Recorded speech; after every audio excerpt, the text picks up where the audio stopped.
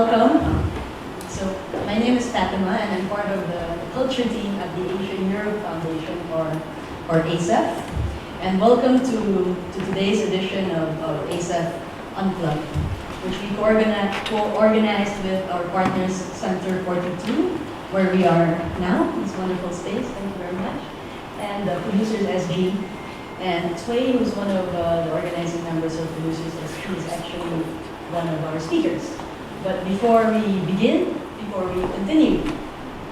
onto the conversation, I would like just to very briefly introduce ASEF, who we are and what we do, and what ASEF Unplugged is all about. This will be the first of a series that we are doing with Center 42. There will be a second one in September and another one towards the end of the year. So the Asia-Europe Foundation, or ASEF, is a very, very unique organization. We truly are. We are a not-for-profit, intergovernmental, and we are publicly funded not only by one country or one government, so we don't serve the interests only of one nation. And we are publicly funded by voluntary contributions of over 50 countries in Asia and Europe that are partners in an informal political dialogue process called the Asia-Europe Meeting, or ASEM.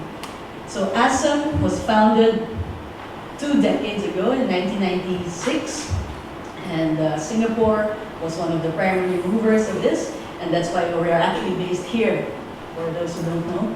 And it's the only office, there's no other office. And our mandate is to connect Asians and Europeans through the work that we do and through the various the projects that we run and the various areas of focus of our work. And culture is one of our 7 focus areas, one of our 7 thematic areas. So there are some people in the culture sector that may think that we are a cultural foundation, but we are not. So culture is one of them. We also do very strong work in the areas of education, economy, governance, public health, sustainable development, the economy, and media. But in the area of culture, we do like a million things, and there are actually three main things. And ASEF Unplugged, which is our newish event series that we launched in 2017, is one of our main projects in ASEF's culture portfolio. And it is an event series where we aim to connect Asians and Europeans by facilitating conversations on topics of mutual interest in a much, much smaller scale, but hopefully in a more impactful way, versus a traditional format of a big conference or a public forum. So this is what we're doing now. And because in traditional formats like big conferences, usually there's very little room for engagement between the people who speak and the people in the audience. So actually this is the only time that you will hear me speaking for a long time, I promise. And yeah, anyway. So back to the arts.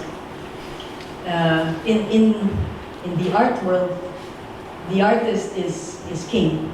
Artists are at the center of the arts ecosystem, and rightly so, because they create artworks, exhibitions, performances, and shows that inspire and have the ability to transform people's mindsets, entire communities, and even nations.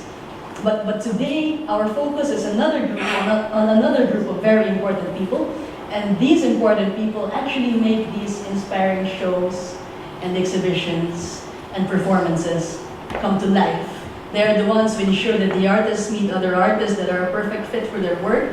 They are the ones that ensure that there's a venue to be shown at. They are the ones that make sure that there are networking opportunities, that they give free advice, and basically, to sum it up, they make sure that the artists don't feel isolated and they don't work in isolation. And these people are the producers.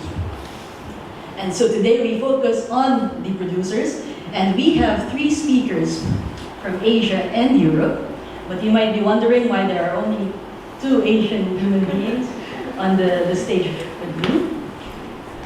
ASEF is joining the world effort of being a little bit more green and to reduce the negative impact we have on the environment from flying from one end of the world to another for a very short time. So our European speaker is Judith Knight, and she is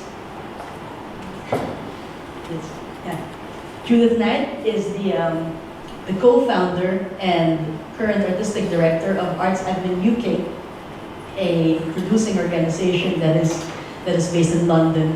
We have spoken with her this week, and she's joining the conversation via a pre-recorded call. She's watching this whole thing now, and she will be available to answer some questions. Oh, here. Where did I? Say hi to Judith. She's in Brussels at the moment in her hotel room. Hello. And yeah. So amongst the three speakers that we have, Judith is what one could say would be like the most veteran of them all. She is she co-founded Arts Admin UK way back in 1979, and actually this year, 2019, is Arts Admin UK's 40th anniversary. And they do many things. They have a bursary scheme, they have training programs, education programs, they obviously do showcases and workshops, and they have a fantastic space in London's East End. You see, the cultural sector is increasingly being professionalized, and we have a lot of and being a producer is now actually a career. Most of them are independent, so we have a lot of independent producers. And then there are producing organizations like this one, and in fact there are also producer networks. And then we have a mix of all three. So Judith is the most veteran one. And our second speaker is Jisun Park, who is a creative producer from Korea. Jisun wears many hats, and she will briefly touch on what she does. Hello, thank you for introducing me. I'm Jisun from Korea. Yes, I have many hats. Yeah. So I will briefly introduce my organization first. So I'm from the producer group DOT, which is a producers collective. So we started in 2014, and now we have 4 producers working together, and also we have 10 the associate artists which work in a long-term way. And we actually do lots of work.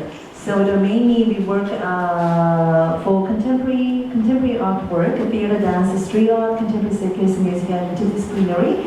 And we do tour management and producing, international co-production, and also we also give some kind of free advice and consulting to emerging young artists, and running international artist residency, and also sharing knowledge and experience with the other independent producers in Korea. And this is the other hat. So I'm also the organizer of the producer. So the producer, this organization, we have 3 categories. So first is the international network. So I think you may heard about the Asian Producers Platform, which is started in 2013. Actually, the 2014 is the starting year of APP camp, but we started APP in 2013. So as you see, is on your side, the right side is our member of the Asian Producers Platform. So now every year, 40 producers from 11 Asian countries are gathered once a year to share ideas and also do some research about the Asian City APP camp happened. Yeah, and Q&S is a questioning and suggestion. So we are working theme-based. So Q&S is a theme-based research project. So like city, boundary, and the disabled artists, so such a theme that we decide, and then we do research, and then try to find how to say, not answer, but the develop the project. And the last one, local network, is this side, is the Korean producers. So it's like a family portal, is it? Yeah.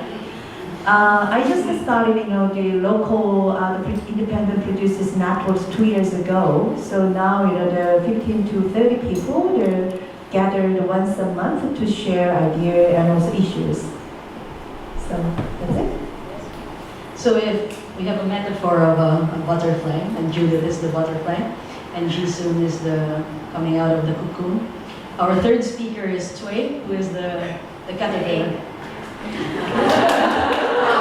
Or the egg. And she will tell you what.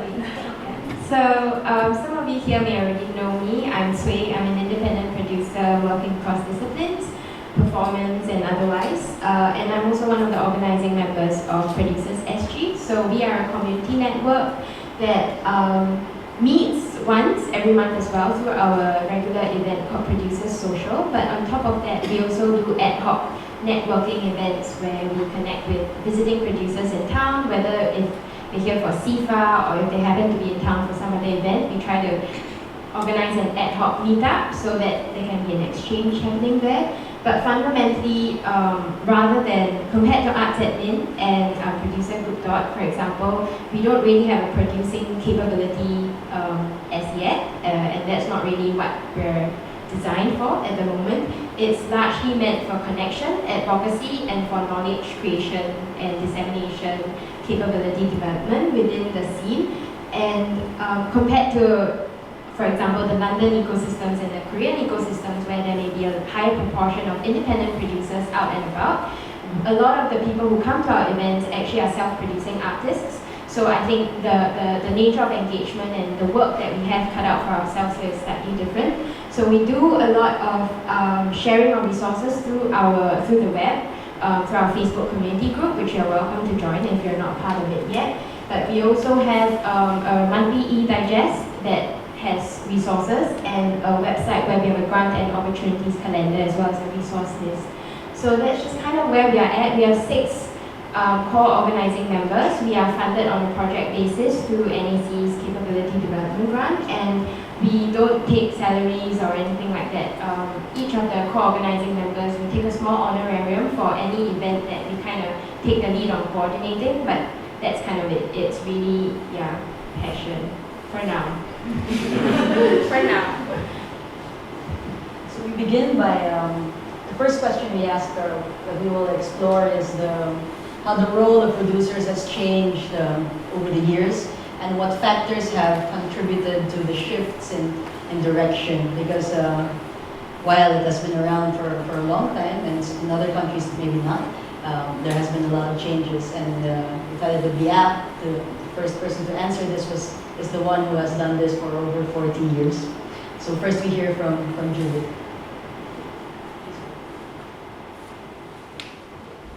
In producing role probably hasn't changed that much. I mean, we began it because, as you said in the question, there were some really interesting theatre companies around at that time in 1979, 1980. And this was a very long time ago, of course. Remember, there was no internet, there was no... So what happened, often they'd make extraordinarily good work, but there was very little continuity. So people would see the work, they would indeed get funding sometimes, or more often than not did.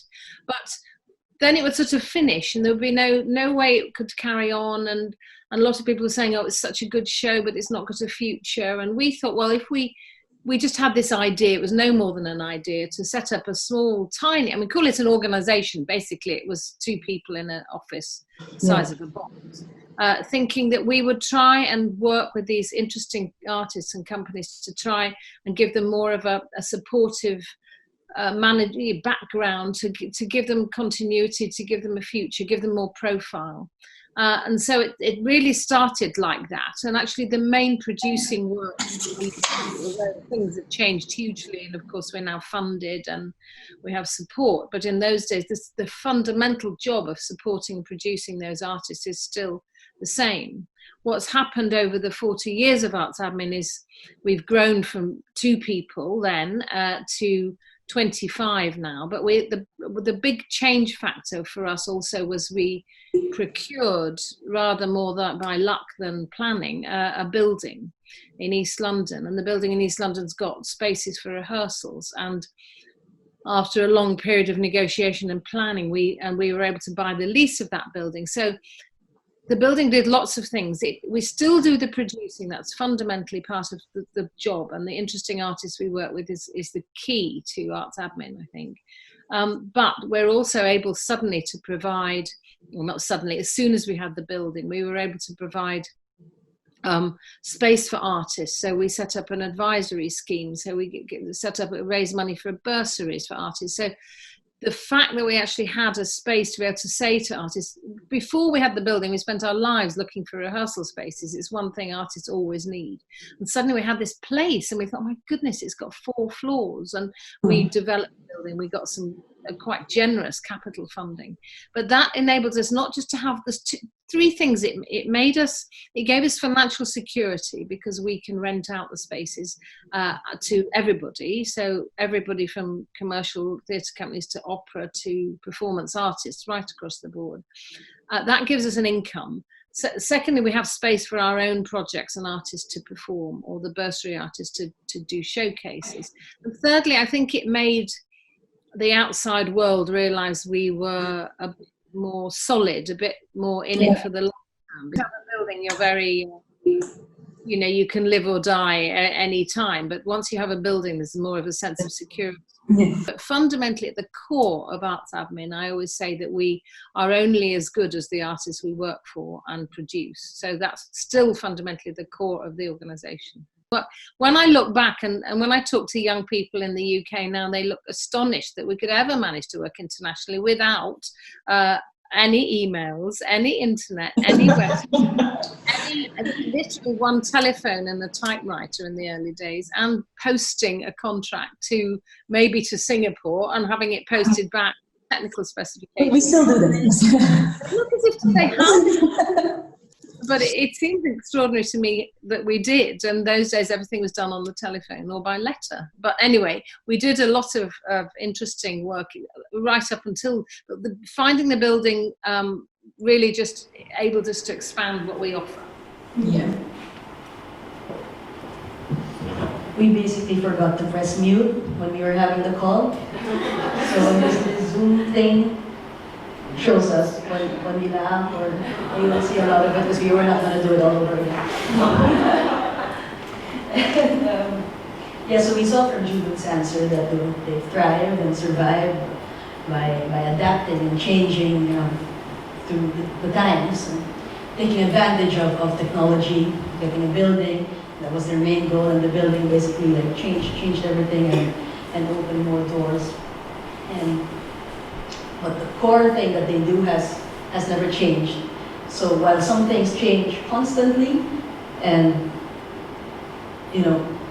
always, there are some things that don't change. And so now we go to Jisoo, and tell us about your producing model and your shifts in direction. So thank you. Yes, okay.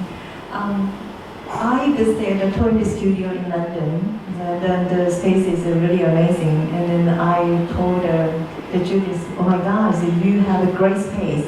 And then she said, it took 40 years to have such the space.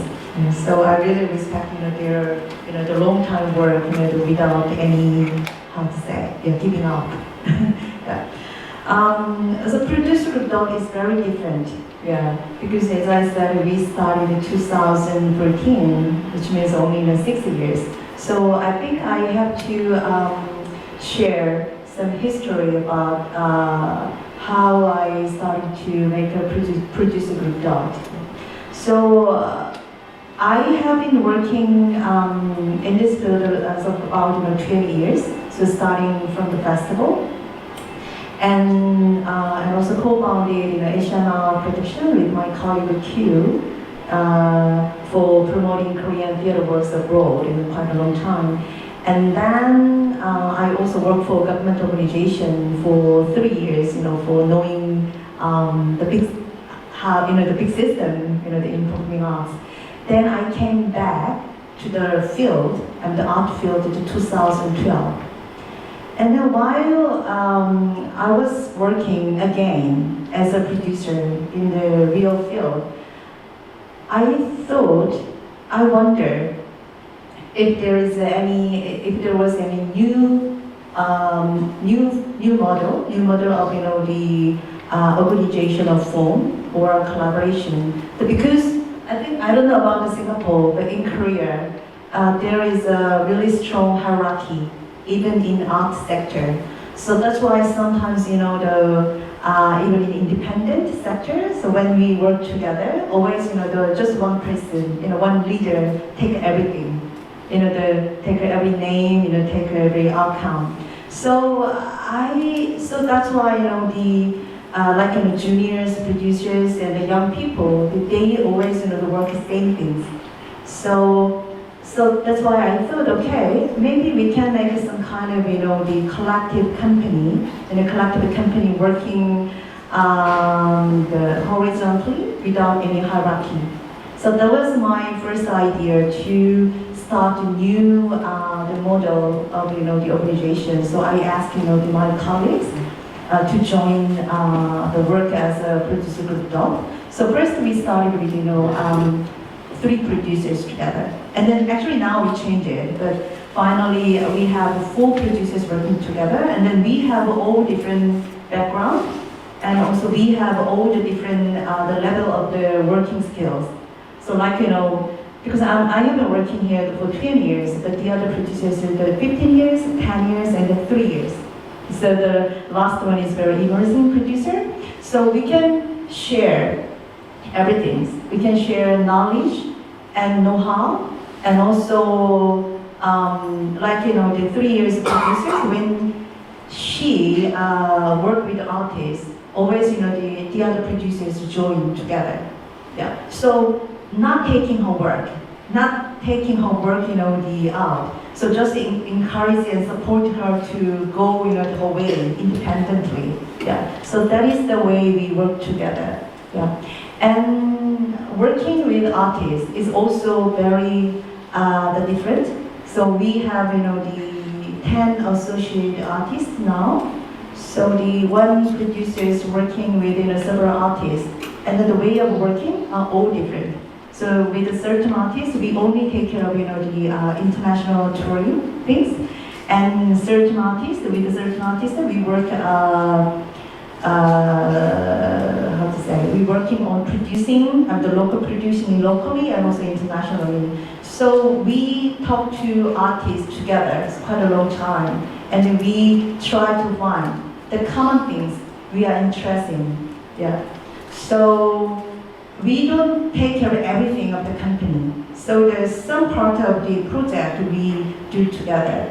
And most important thing for our the company Producer Group Dot, we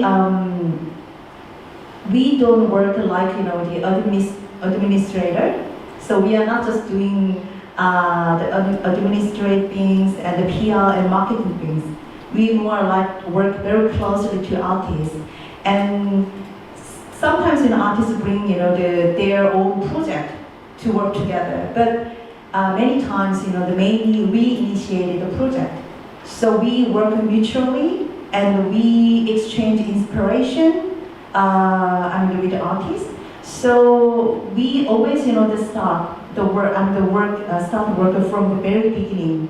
So not in Korea, the many companies work like that. The artists first apply funding, and when they get funding, they just find the manager and producer. So they bring the funding. Okay, I need the manager to take care of my whole the money and the things. But we don't work like that. We more work the artist as a partner. Yeah. The difference between an arts manager and a producer is a good question, and producer is like arts manager level 100, and then it starts from the very inception of the good idea until the work, whatever it is, becomes a reality. And Sway? And we don't have to explain what you do. 90% of the audience probably knows you and what Producers SG does. But how do you see Producers SG situated within the Singapore arts ecosystem? What's your role? I think one thing quite conscious that Producers SG does not do is to not seek to define for the scene what producing means.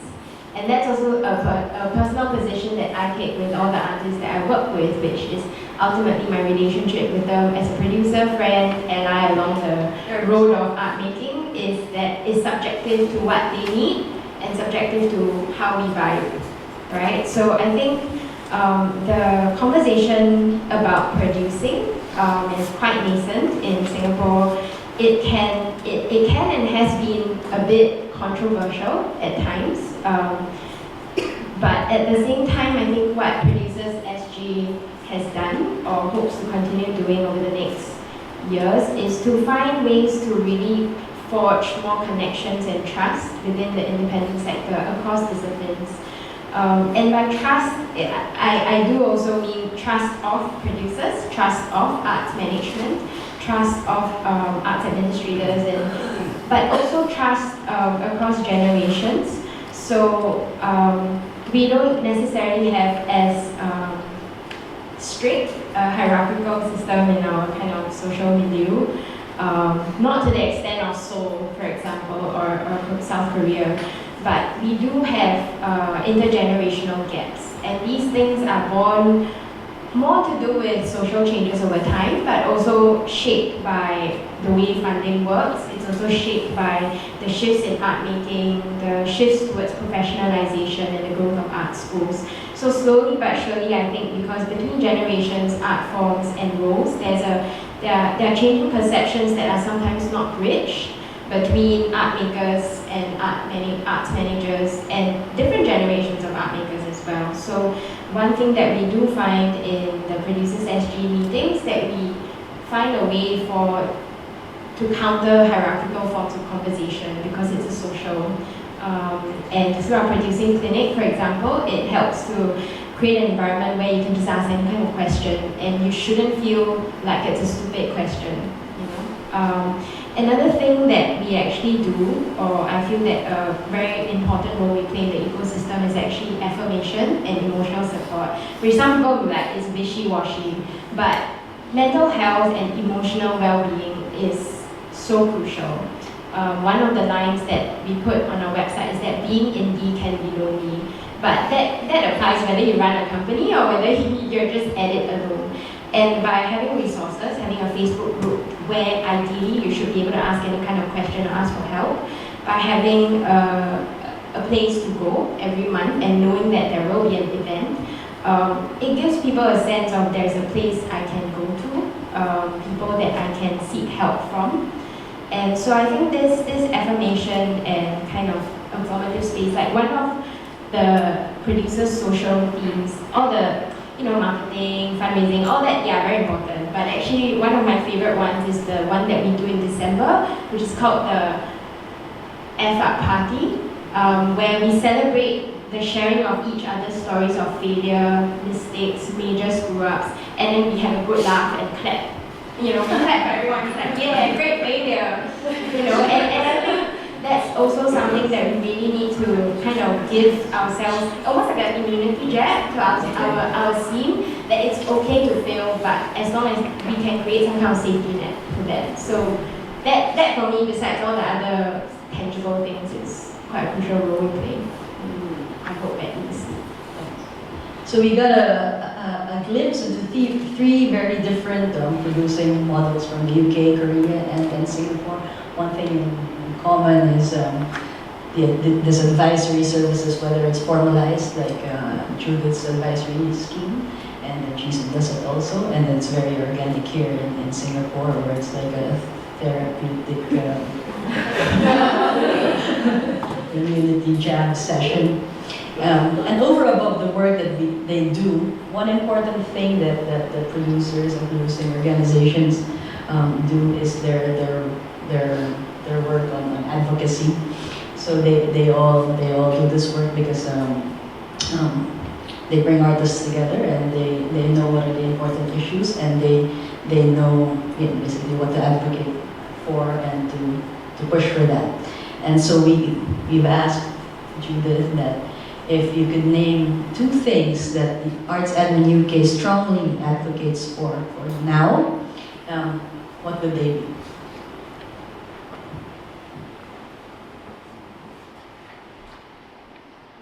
You put me on the spot there with a question like that. The importance of independent artists, or artists who work outside of the mainstream. I think they're very important because they're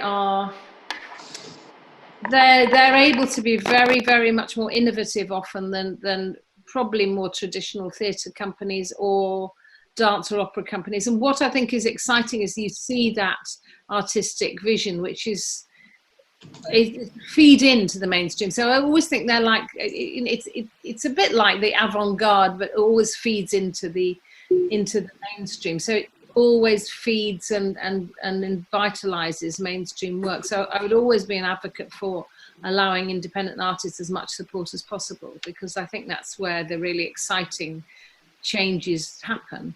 The second thing what I would always advocate for is I'm a firm believer that countries should fund the arts fundamentally, and it's a big struggle.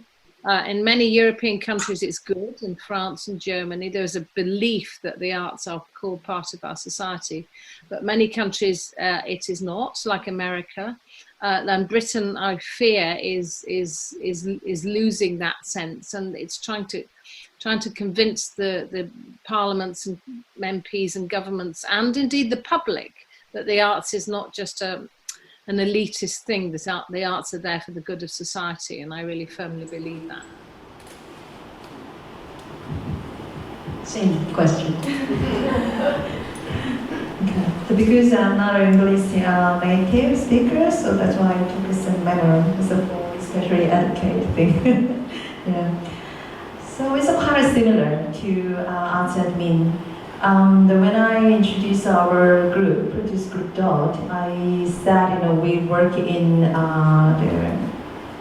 all kinds of genres, like theater, dance, interdisciplinary art, contemporary circus, music. But actually, the work we are working on is more like very outside, very outside the circle of the performing arts.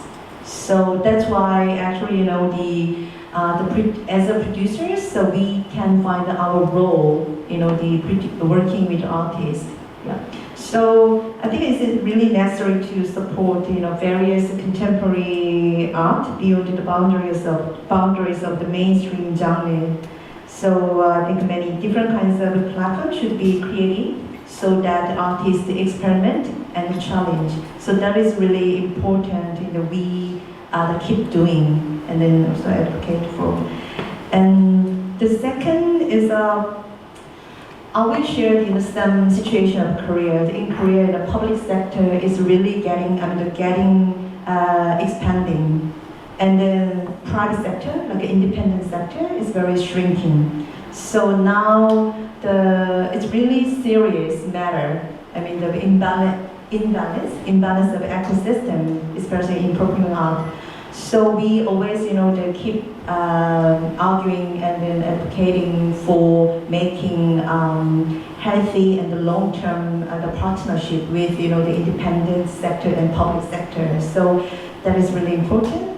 And yeah, you asked too, but there are all more things which is really important nowadays. Because the public sector is getting bigger in Korea, so sometimes it's really hard to keep our independence of art. So nowadays, recently, the most important thing is to we've been thinking about how we can maintain our independence of art from the public organization and the public the sector. Okay, so next we go into organizational structures, which are very, very important for survival. And yes, So again, we go again first to Judith. Judith's organization is the largest. They have 25 staff, including 2 directors, and then they have, but the producing team is very small. Out of 25, it's 5, and she will talk about all this.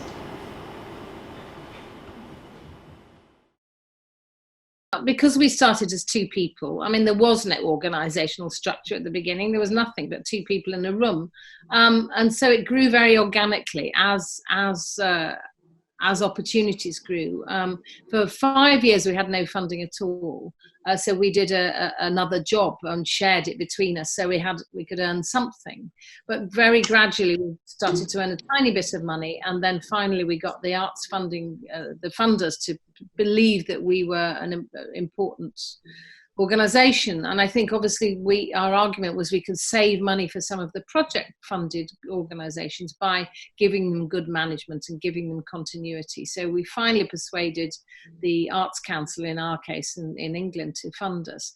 So we're now, I suppose, our organisational structure, I suppose we're divided into, I don't like dividing the organisation into departments, because I think it's not good, because I think everybody should work across. So we call them, they're sort of teams, but in fact, as you said, we have the team of producers, which is only 5 people, which is still very small. It's not a big number of producers for the amount of work. We have a team of advisors, so that's led under one head of that team. A lot of these people are part-time. So most people work 5 or 4 days a week. Not many work less than that. So their job, the artist advisory team, is to actually give free advice to artists, to do sessions with artists, to organise what we call sweatshops, which are skills development for artists, to give out the bursaries, to offer bursary artists a space to perform and to work with them. So it's a general, very supportive role of emerging artists, whereas the producers are working with artists, some of them emerging, but more of them who've been working for some years. And then to support all of that, there's a finance team and a marketing team. And then, of course, as we have a building, we have to have a building team who run that, and a cafe downstairs. So that's how the organisation's expanded.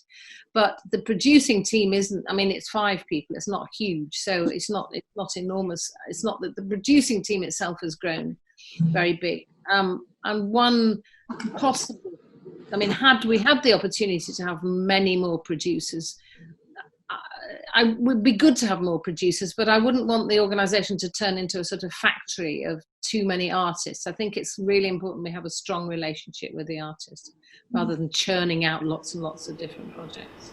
In contrast, the producers group DOT has 4 people. And how does that work? Producing organization run by a collective? Yes. Even we have 4 producers, we do a lot, not just producing work, international collaboration, tour management, and the residency, and the research project, and organizing forum. So we do kind of many things. But as I shared before, the 4 producers working independently, and sometimes, they're working together in one project. So it depends on the project. It depends on how big project is it. But mainly the producers, they have their own artists, own associate artists. But sometimes, depending on project, the other project, they can work. So for example, the one associate company, they want to produce, the word, with theme of war, for example. But the producer, she doesn't want to deal with, such a theme. And then we have a meeting. So who are interested in, dealing with such the theme? So we can, any producers in our members, they can work with our associate artists. And unlike the UK, we don't have any the funding for organization. I mean, like, the producer group dot, we don't have any other funding for ourselves. So Korean funding system goes directly to artists and only project. So it's not for operating money, like a rental fee and also personal expenses we cannot, raise, from the funding. So that's why, we have 3 ways, to survive. Yeah, to survive. So first, we receive the 15 to 20% of the touring management fee, and the touring management the fee from the guarantee, and the second is to the develop project. Yeah. So quite many times, we talk a lot with the artists, the whole year to share, what we are interested in, and we develop, the project. And then third one is key things. We collaborate a lot with a public organization, which is a festival and art center, and also the foreign organization like a cultural like a Goethe Institute and French Institute, and also the British Council. Because Producer Group Dot has kind of the expert, the professionalism of international exchange and network and interdisciplinary arts. So that's why the under the name the keyword, the festival and art center and the public organization want to collaborate with our company. So for example, since 2017 we have been collaborating with Seoul Street Art Creation Center for developing the contemporary circus. So because we have a network in Asia, and we have a network of street art and contemporary circus. So that's why they came to us to work together. So now we are doing the several projects together. Like first the development residency for artists, and the building network, the circus network in Asia, and also some touring project. So and also I was working with the Namon City for developing sound artist residency. Yeah, in the case, I had a meeting with Namon, the city, at the first I just gave counseling, the consulting for their city, and then they asked us to develop and run the residence project.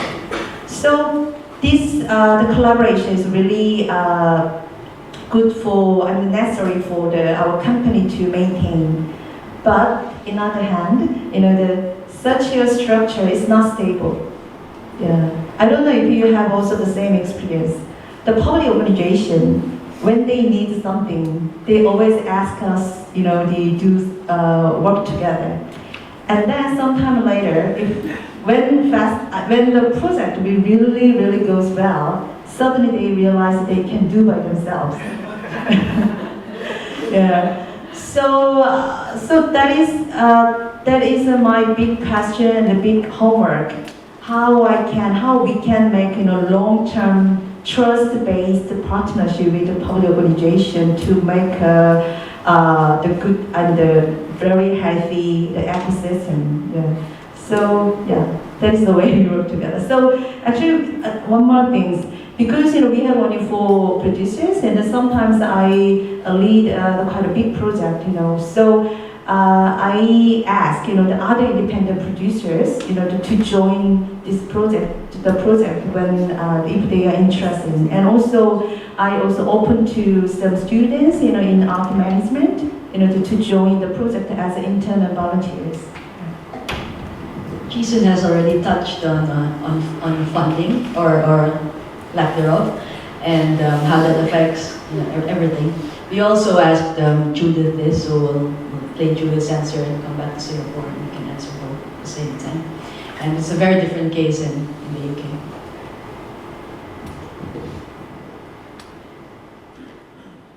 Yes, the biggest funder is the Arts Council of England, and they fund us approximately £500,000 a year now. Okay. So but the rest of the income comes not enough from the cafe, that's for sure. The cafe is just but that's a very important function because it's the sort of centre of social, yeah. But the building earns us money indeed, so all the rehearsal spaces are another major source of income. But then we also do charge the artists. So how it works with the artists is we and they together will put in an application for funding for them, for their project. But it'll always be in their name, it's independent from us.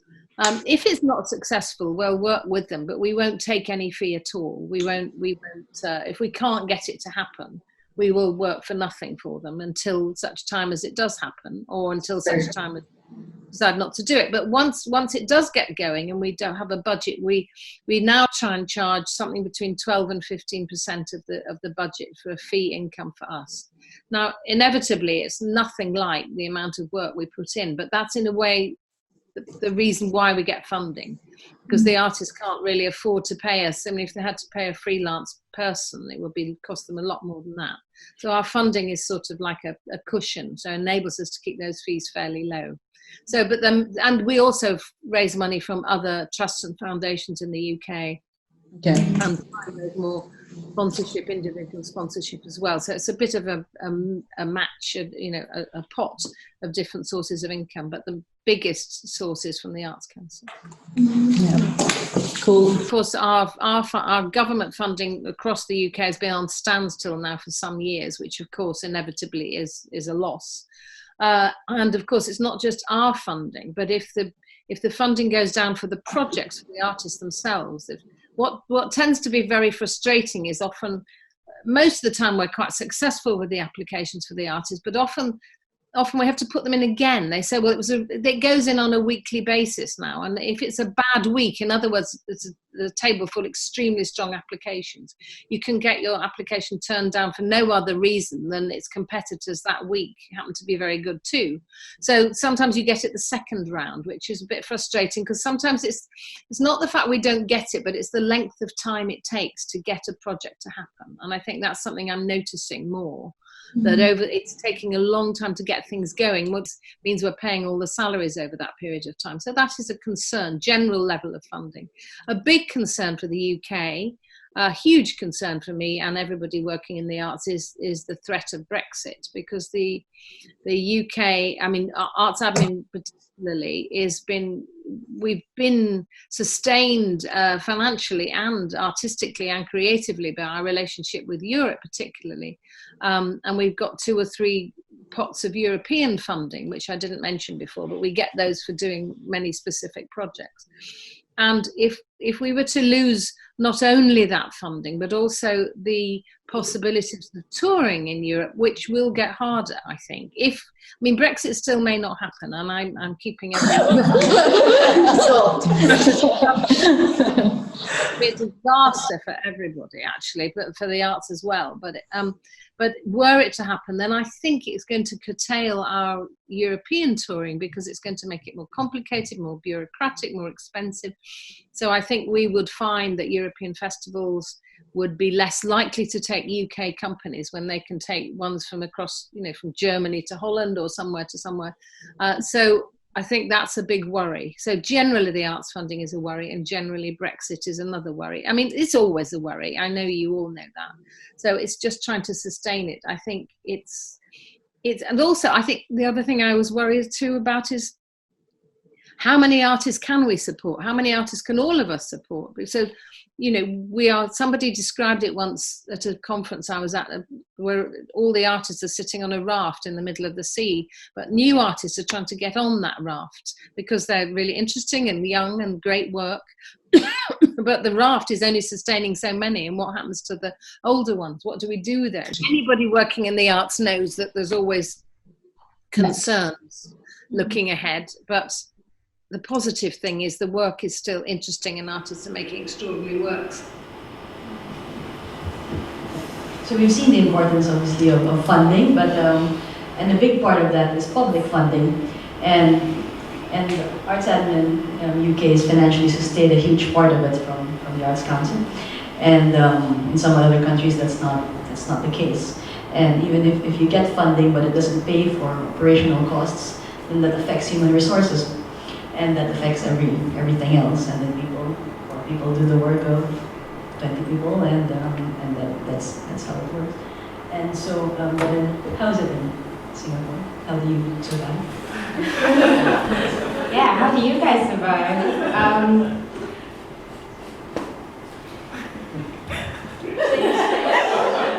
Trying to be more effective in my answer because this could go on forever. I think just to compare it to Ji-san's response about Korea and also through this kind of explanation, for context, the length of time it gets for a grant to be approved in the UK, if it's £15,000 and below, is 6 weeks. Compare it to the Singapore 3 cycles a year system, and that also affects a lot of other things in terms of lead time, in terms of the thing.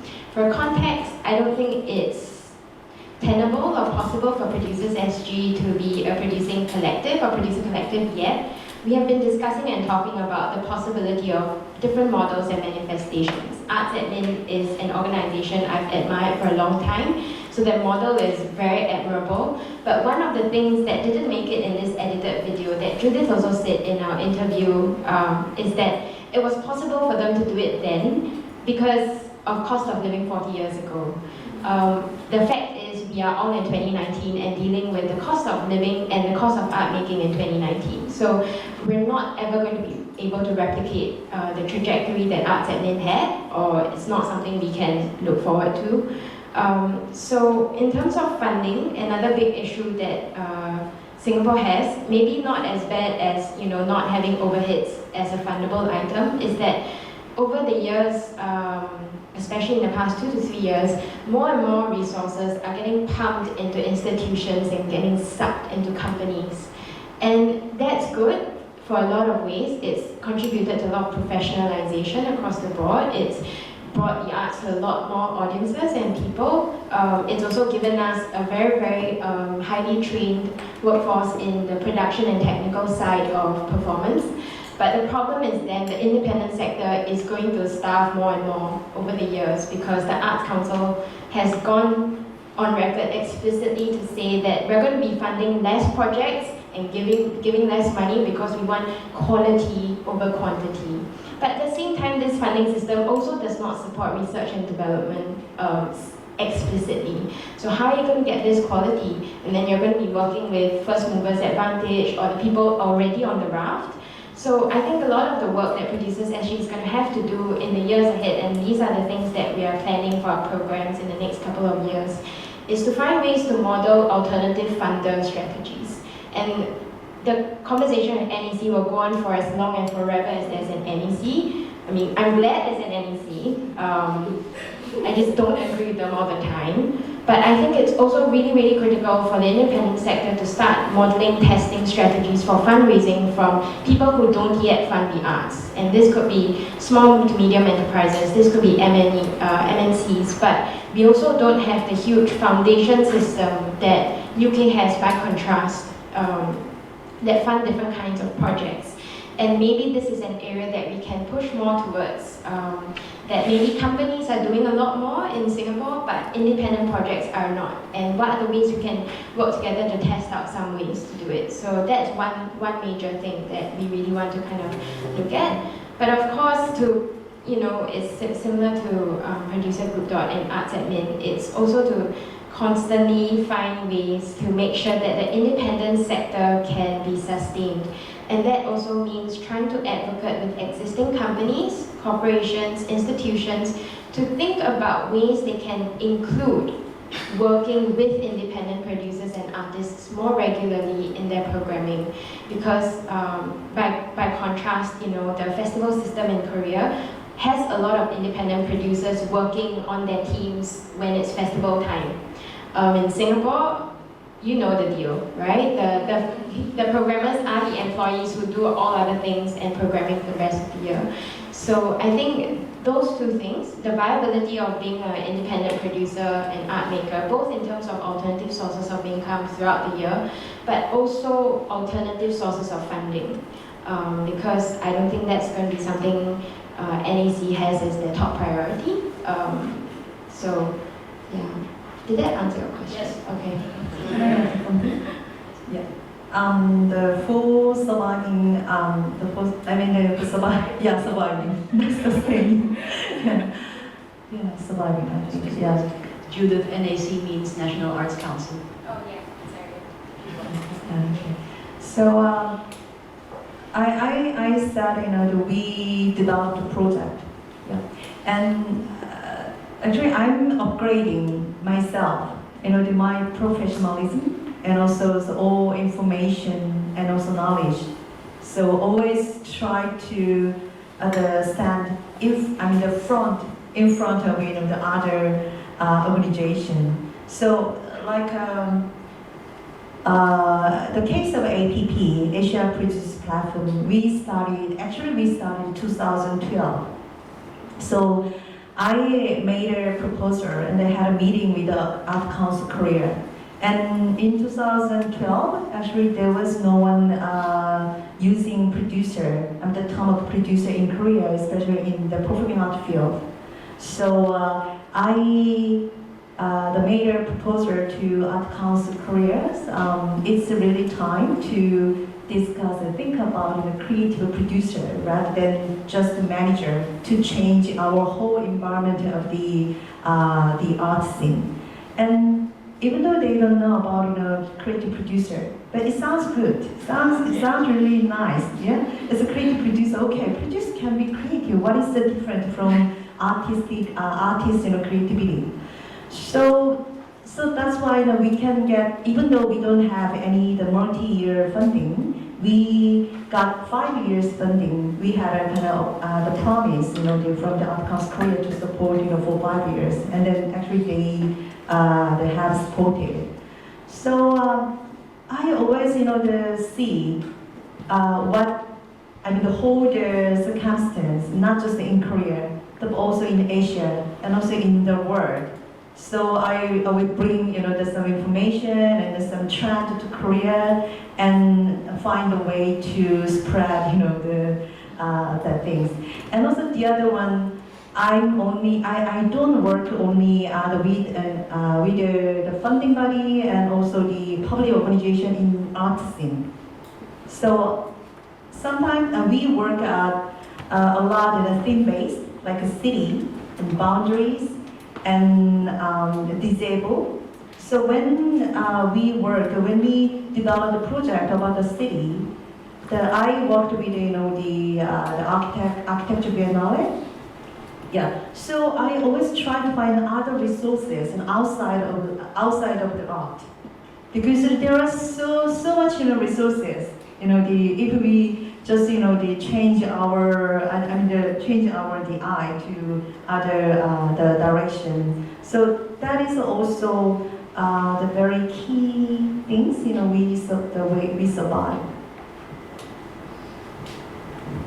Well, we know now that, even in arts admin's case, where they have a lot of funding from the Arts Council, but funding is never certain, and it also didn't make it to the edit that they apply for funding every 4 years, and then so they have it for 4 years and they have to apply again, and it's not certain that they'll get it again. And we've also seen that producing organizations have other revenue streams, and it's not a dependency on public funding alone. They have building rental, they charge artists and so on. But that leads us to, I think this conversation is by no means like that we listen to someone who's done it for a very long time, and then someone who's just starting out will replicate that model, because no one size will definitely fit all. And there's also very different mindsets, European mindset and Asian mindset. Like where in the Philippines, where I'm from, for instance, if you tell an artist that you're gonna charge them, they'll be like, oh wait. And because they already give a lot of cuts to different stakeholders, and exhibition venues, and the gallery and everything. If the producer or the manager charges, there will be nothing left for the artist. And that was me. And then yes, that's it. Next. And then now, on that note, we're gonna go deeper into the relationship between the producer and the artist. And so we asked Judith how would she describe the relationship between this question. I think in terms of the producing side of things, it's fundamentally it's the most important thing we have. The relationship with the artist is above all the thing that would spoil everything if that went wrong. I think because it's difficult, no one producer is just working for one project. All of them are working for several projects. So there has to be a level of trust between the artist and the producer. So the producer isn't thinking, it's Wednesday morning and they're not doing my grant application, or they're not doing my tour, or they're not doing this. So there has to be a level that the artist understands that that producer will prioritize and absolutely make sure their project happens. But it may not be happening on Wednesday morning. It may be happening on Thursday afternoon. So that level of trust is fundamental. And I think the fact that the producers really like the artists they're working with, they like them as people, but they really like their work. And I think we've never gone down the route of maybe dividing the work so one producer does all the touring and one producer does the money and one producer does something else. We've always had a strong relationship with producer and artist, and I think that is quite obvious if somebody maybe leaves and we have to replace that artist. We have to be very careful how we replace them, because I think that producer-artist relationship is really key.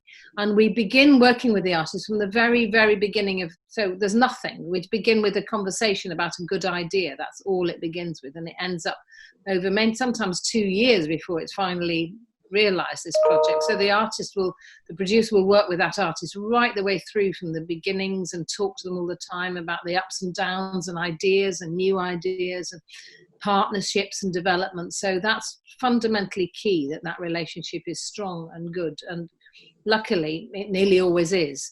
And with the advisory team, again, they're always there to give advice to people. And some of the ones who get the bursaries, they develop a longer relationship with, and they're more supportive and they know them well and they begin to follow their work. So that, again, it's all a question of good relationships. And people often say, well, how do you pick the artists you work with? And that I find and I mean, it's interesting because everybody goes out and sees a lot of work, people see a lot of shows, and people come in with ideas. Well, have we got room? I'd love this artist's work. Could we fit them in the portfolio? First of all, often we nearly can't because there's so much. But we're also aware that we need to keep revitalizing the portfolio, so it's not just the artist working with for a long time. So we'll always look at this artist's work between us, all the producers and the management team. And first of all, we'll see if we have got capacity, if we all love their work or feel we're the right person for them, the right organization for them. I think we need to know that we can do a good thing for them. So some areas of work we're not very experienced at, and other areas we're more experienced at. So we're not so good on the visual arts. We don't really do work in a gallery. I mean, we'll do installations and things like that, but we're not so up in that visual arts world. We're not so up in the music world. It's nearly all theatre, performance, dance, or interdisciplinary work. So we need to know where the right people we need. And fundamentally, we need to know that between us, we love their work. We want to see it happen. We will fight for it. We get up in the morning and that's what we want to do. We want to make that piece of work happen. And I think if there's not that passion there, then it's difficult. In the very early years, my father, who was a businessman, used to say he never understood why we'd work with artists who couldn't pay us anything. Where were some artists who could actually offering money, and he just could not understand that we were mad enough to say, no, we prefer the work of those artists, even though they have no money. And he thought we were completely crazy. But in fact, it did us well because it led us to have some sort of artistic overview that people understood and knew the sort of work we did, and we've stuck by that. And I think it was probably, although we were penniless, it was quite a good way of working and giving ourselves that artistic overview, which has been crucial. So Arts Avenue Gay, like she said, they work with the artists from the very beginning until that chosen artist and that artwork becomes a reality, and sometimes that takes years. But she's that's not exactly what you do. You're more of like a producer of the environment around the artists, and you don't have boundaries in genres. What you did, doesn't do visual arts or music and so on. You work across all because it's not like okay. Even though we work in many different genres, each producer has their own interest.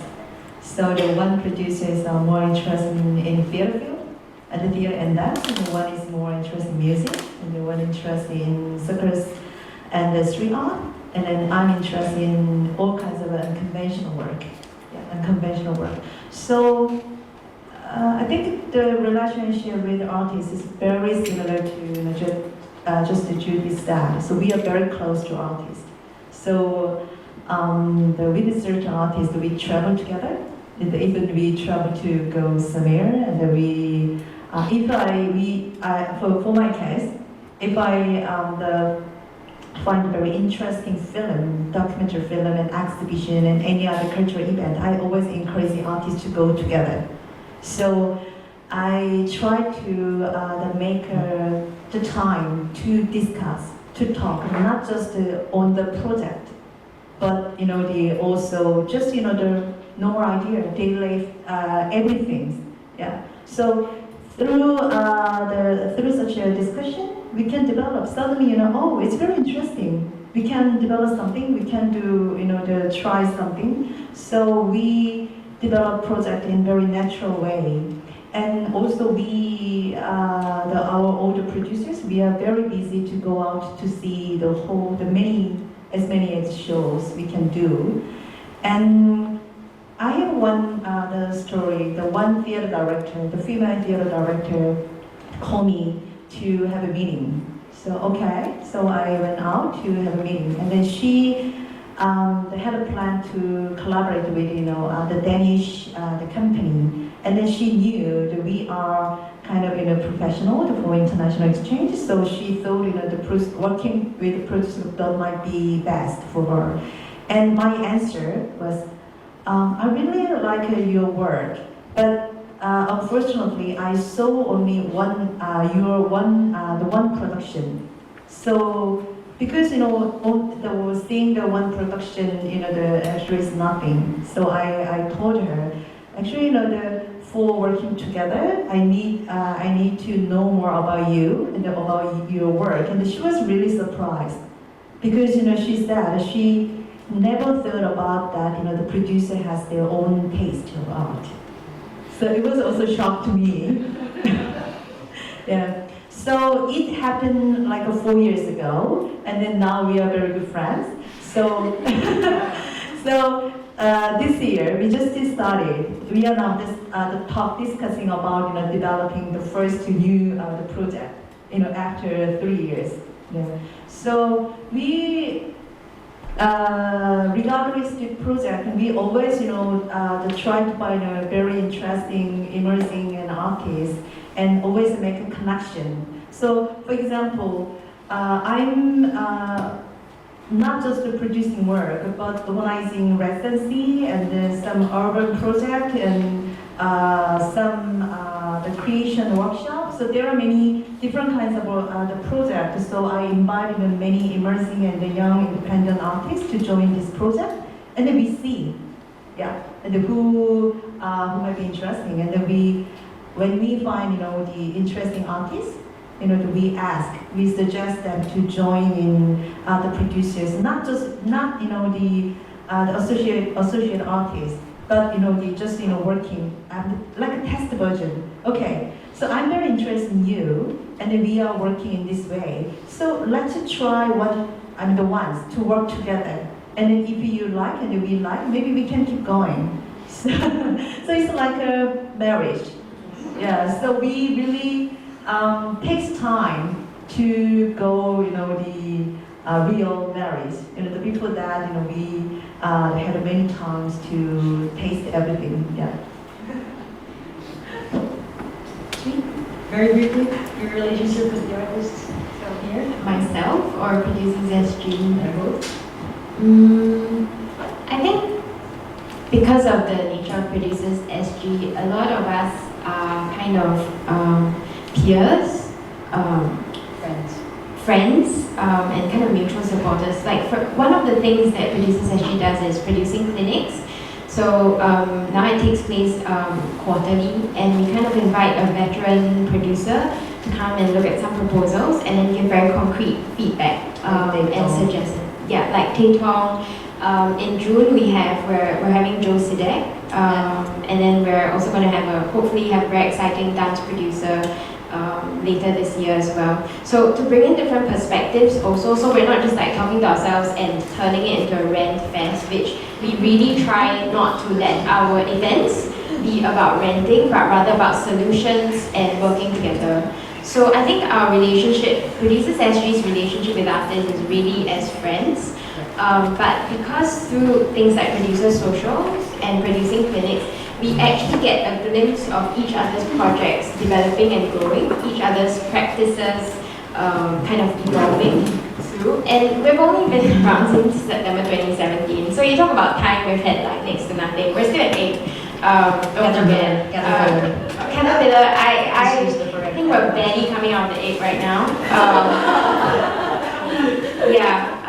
But so I think over time, and because so many people in the core organizing team, we actually have very, very different tastes, interests, practices as well. So we kind of roam around in different kind of realms, however small the scene is.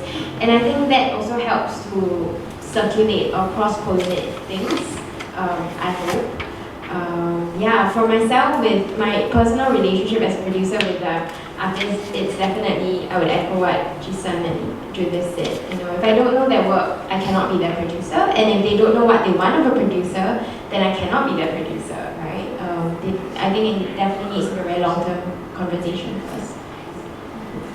And so this is one aspect of relationships, the relationship between producers and artists. And then there is also the relationship between producing organizations and other organizations. And the gathering of these is called a network.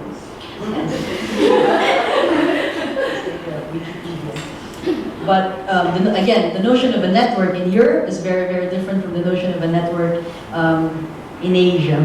In Europe, there's the membership model, and you attend annual meetings, general assemblies, and so on. It's a very different context in Asia. So we've asked Judith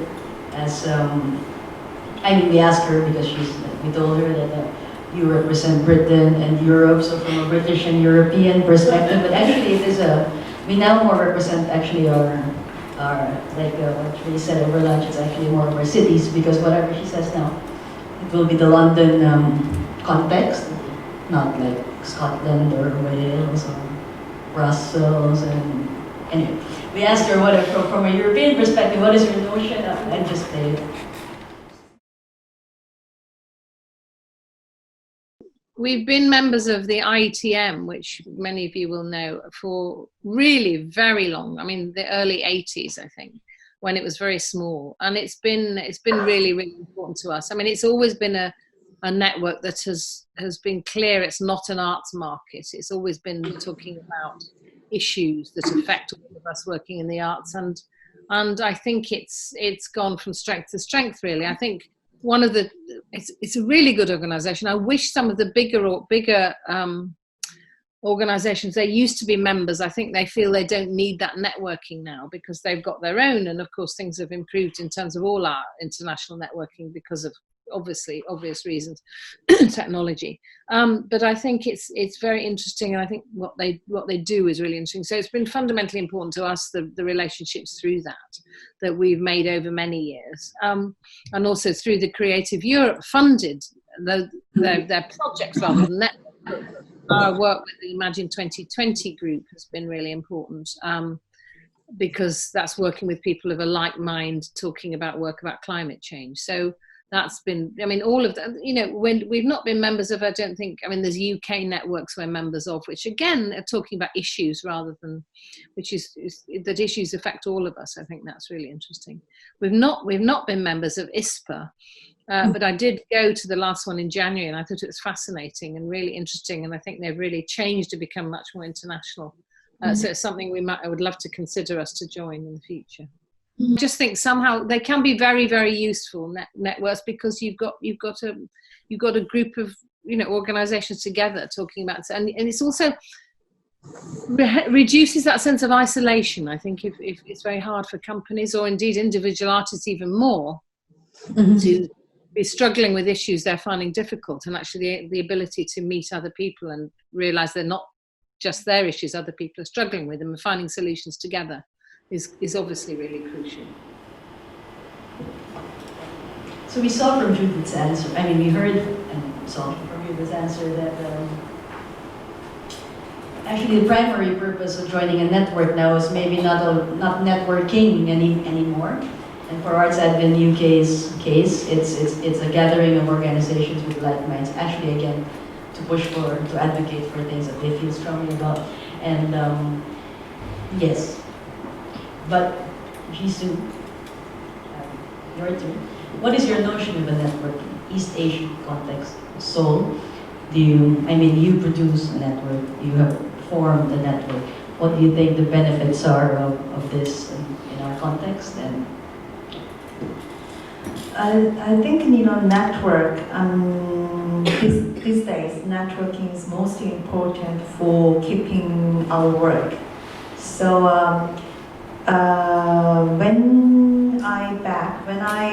looking back at the beginning of like 20s, the network was very focusing on festival centered network at the time. So like the Asian the festival network and the European festival network, and also the very big art center centered, and also artistic director centered. Yeah, and in the middle of the 20s, I think it's very market-based network was expanding. The art market from Korea, Indonesia, Japan, the Singapore you already started early, and Taiwan and China. So the many art market were established and expanded, from the 20s, the middle of 20s from now. But when I started APP, thinking about the APP, I was quite tired of the market-based the network, because everybody has some goal. Yeah, everybody has some not mission, it's a goal to meet people. Yeah, so we are very busy to introduce my work, in a short time. So I thought we can make the different kinds of network, where we can really share, what we faced, and also that we can find a partner, we can collaborate. Yeah.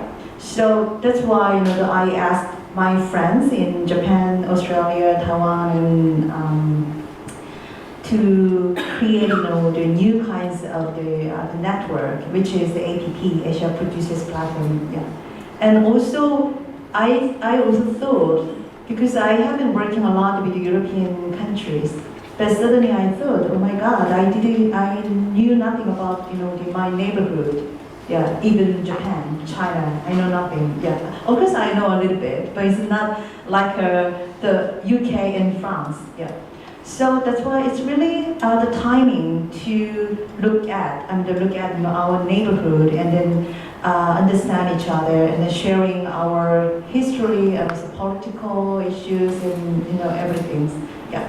So we had three other keywords: Asia, new platform, new kinds of platform, and producer. Yeah. So the producer is also the kind of new the trend at the time, because more and more like a new art center, they were not only interested in bringing work, but also bringing artists to work their local people and the local artists. So that's why the role, a producer's role, was getting more important in that the circumstance. So that's why the producer, Asia, new form of the platform. With these three keywords, we created a Asian producer platform, and I started with my friends. Yeah, and then we already shared this idea, so it was really easy to set up the Asian Producers Platform.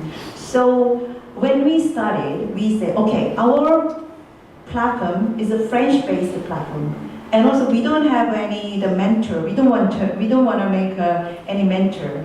We can learn each other, even from very emerging producers.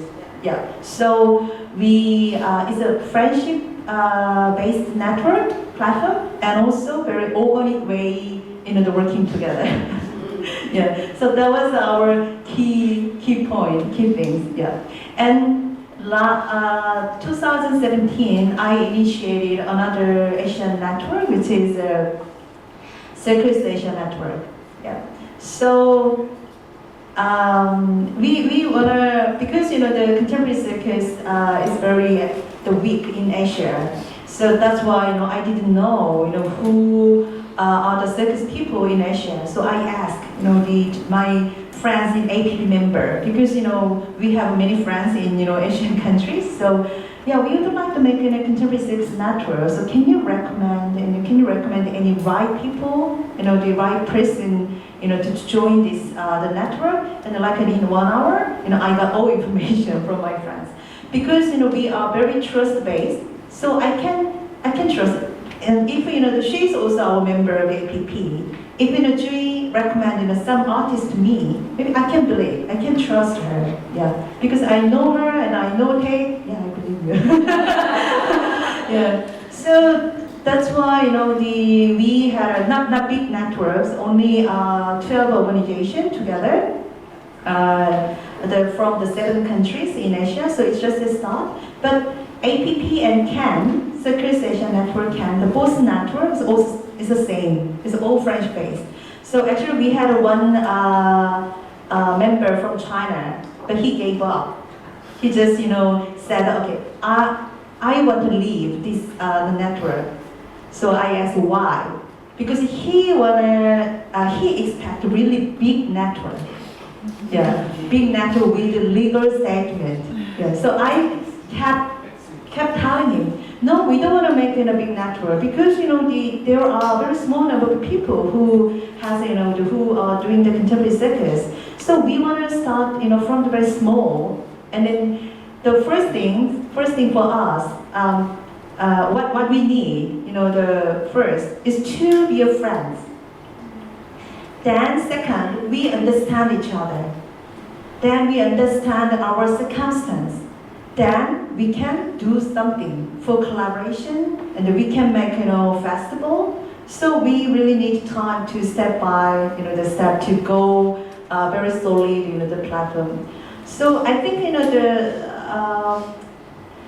in Asia, I mean before the people always wanted to engage in big network, but now I don't know. I think you already have been to the big art market several times, but you might be very busy to meet many people, but you don't remember the even whom you met during the time. Yeah. So I think we have to think about a small network this time. Yeah, not big one.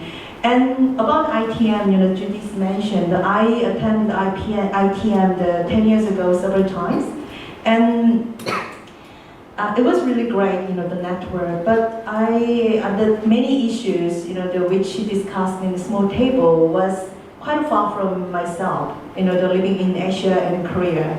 Yeah, so I couldn't engage in the discussion at the time. But now I think it has changed a lot, because the world changing very fast. So nowadays, very recently, I think we can share everything. So we are we are facing all the same issues, not just in Europe, but in Asia. So for example, in Korea, we had never discussed about the refugee before, because we didn't have, except the North Korean people. Yeah. But from last year, we had refugee issues. Yes. So the people started thinking about refugee. Yeah.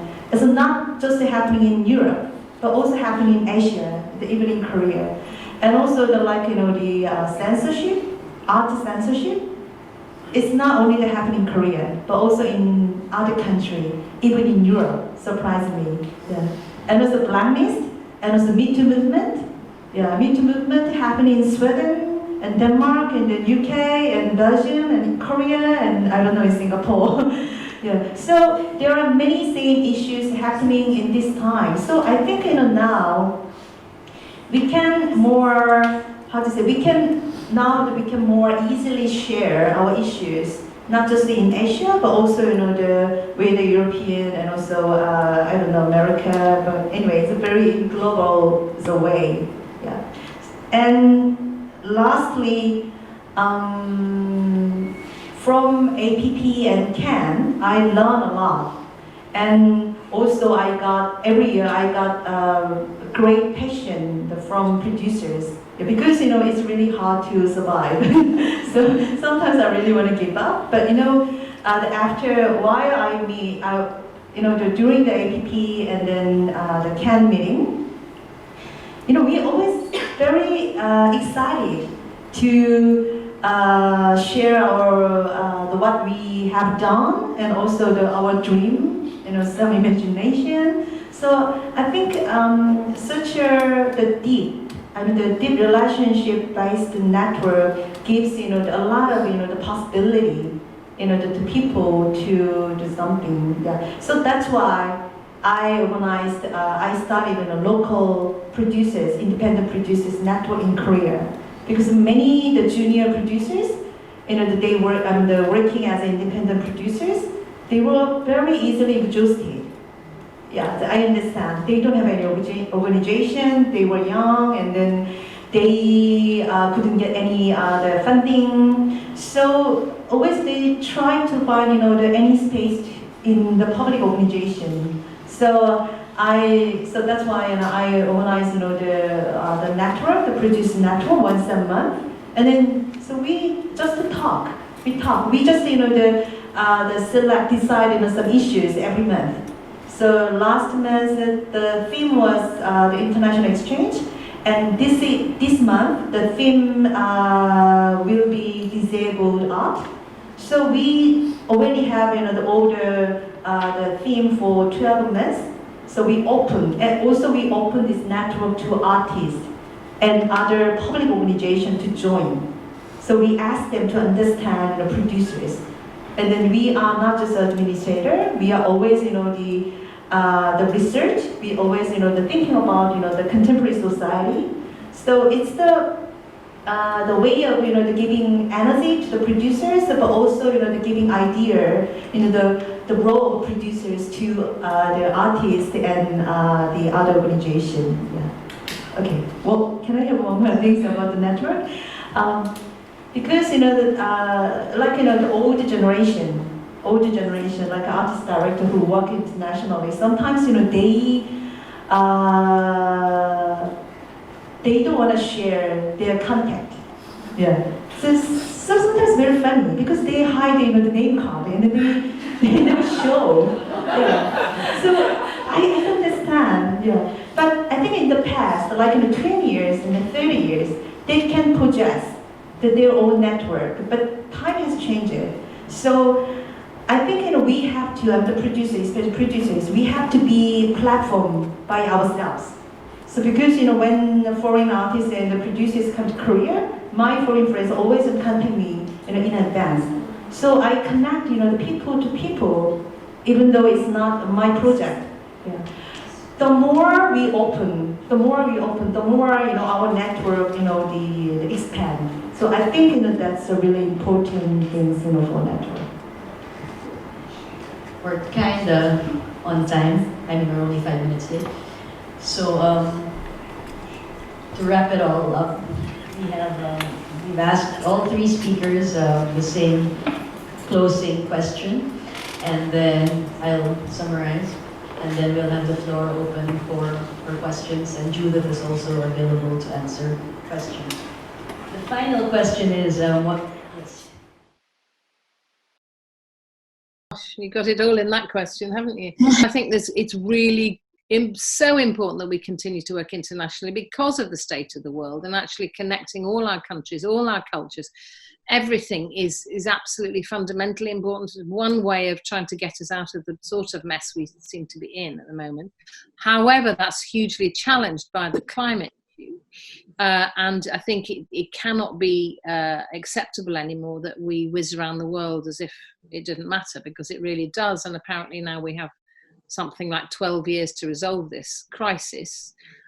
So I think what's interesting and positive is looking at ways that we continue that international networking, working internationally, but actually being really, really careful. We're not sending orchestras from one side of the world to the other, you know, and trying to find a different way of working. And one of those, of course, is working in a more context-specific way of, if a company that we're working with, artists are invited to Australia, we'll try and work with the Australians to, won't mean they don't go, but actually to stay longer, to make some work locally, to connect with artists locally. So instead of just whizzing over to do a festival and do 2 shows and whiz back again and whiz off somewhere else, that actually trying to, it's also more interesting. So it's better for the planet, and it's better for the artists, and it's also better for connecting in a particular way. So I think looking at all those ways, apart from obviously trying to reduce our carbon footprint in our buildings and all that stuff, but I think it's a real dilemma, because we all want to work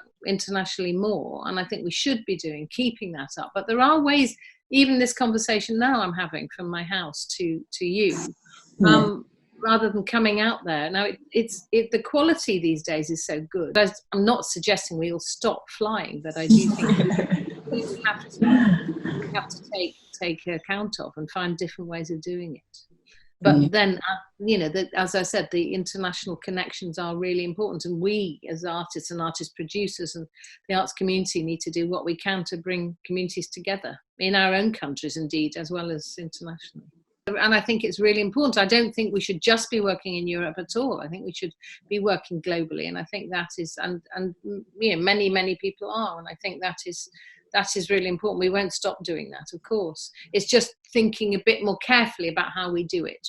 Even if there wasn't an issue of climate change, I think there was a frustration often from the artists and the companies that they'd go to a festival, they'd do the setup, they'd do the show, they'd have a drink with the people, and they'd fly off the next day.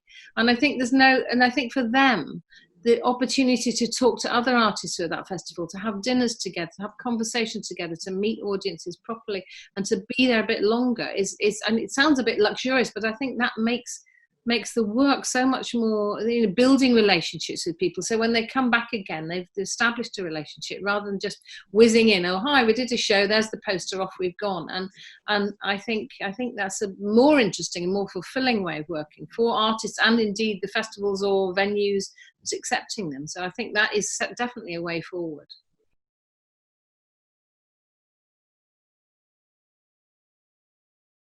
I think those challenges on that list will always be there, because I think possibly the retaining flexibility will always be a challenge. At the beginning, I think a lot of initiatives happen because they're good initiatives. They just come out of people's hearts and minds, and rather than thinking things through too far. So I hope the organisation retains as much flexibility. I think it will, and I think it'll have to.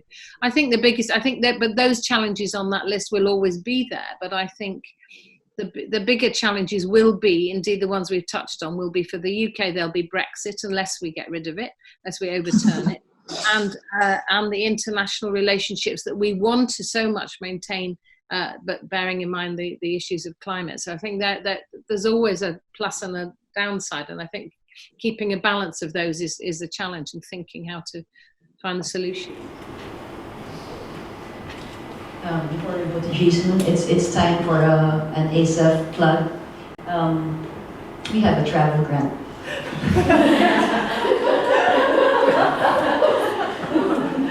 It's called Mobility First. The 4th and final call opens next Wednesday, and I'm sure most of you know it. We're not lacking in Singaporean applications, but it's the final call for the year. But as Judith says, I mean, we ASEF, we support cultural mobility, and we firmly believe that traveling, cultural mobility, is the backbone of international cultural cooperation, but also we have to be more responsible about it. And so we also, tend not to support artists that go off just for a one-off performance and come back and that's it. And we encourage slow travel and that you stay there and have like deeper connections and collaborations in the future. During the reception that will immediately follow this conversation, you may find my colleague there, Kiriko, and she can answer all your questions about the upcoming open call. Yes, and the full question, it was too fast, was the closing question was, in your opinion, what does the future hold for producers and producing organizations? And what shifts and directions do you foresee coming soon? And how do you envision to work with artists in a more sustainable way and effective?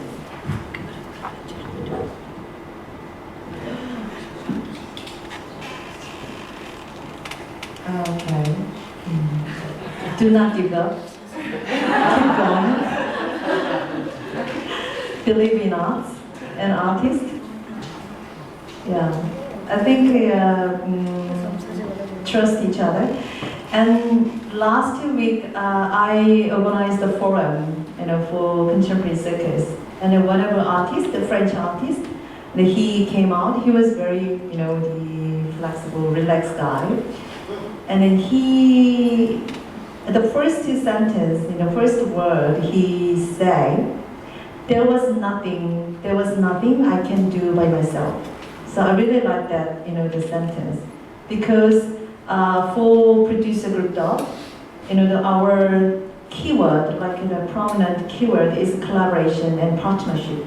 So the partnership with the artist, the trust-based partnership with the artist, and the partnership with the organization, public organization, and also partnership with my foreign, the companies and the foreign friends.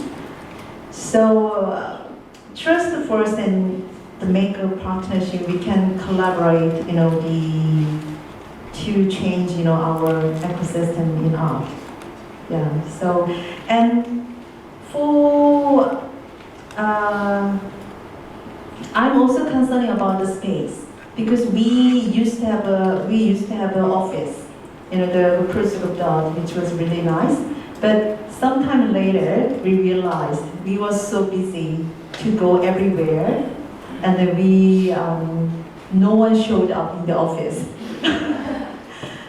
Yeah. So we thought, okay, such a space is not the space we need. So we just closed the office, and then now we are thinking again what kind of space we need. And I'm thinking about the space not only for the adult producers but also independent producers working in Korea, and also the artists, emerging independent artists. So I don't know, how I can make such a space, but I keep talking to the government, and I always talk to government in art council, all their public organization, what we need in independent sector. Like, okay, if you please make the certain shared spaces, for the independent sector, maybe the artist producers work together. So I will keep, the advocating for this kind of things to the government. Sweet. Sorry. I think actually the question of networks for Singapore, one very big question we have to really put in more effort into answering collectively is regional connections and understanding. So last year at Bangkok International Performing Arts Meeting by PAM, there was this initiative called the Southeast Asian Producers Meeting, and then I'm sure everyone kind of knows that we don't really know enough about each other. But then how do you overcome that over time? How do you actually forge possibilities for networking, for touring, for collaboration and cooperation? And just before this event started, we were just talking about how, especially in the context of Asia, it's huge. Real infrastructure is not necessarily the same as Europe has, but also language is a very big difference. And also the amount of cultural policy and support for the arts, the extent of infrastructure even, just varies so greatly across.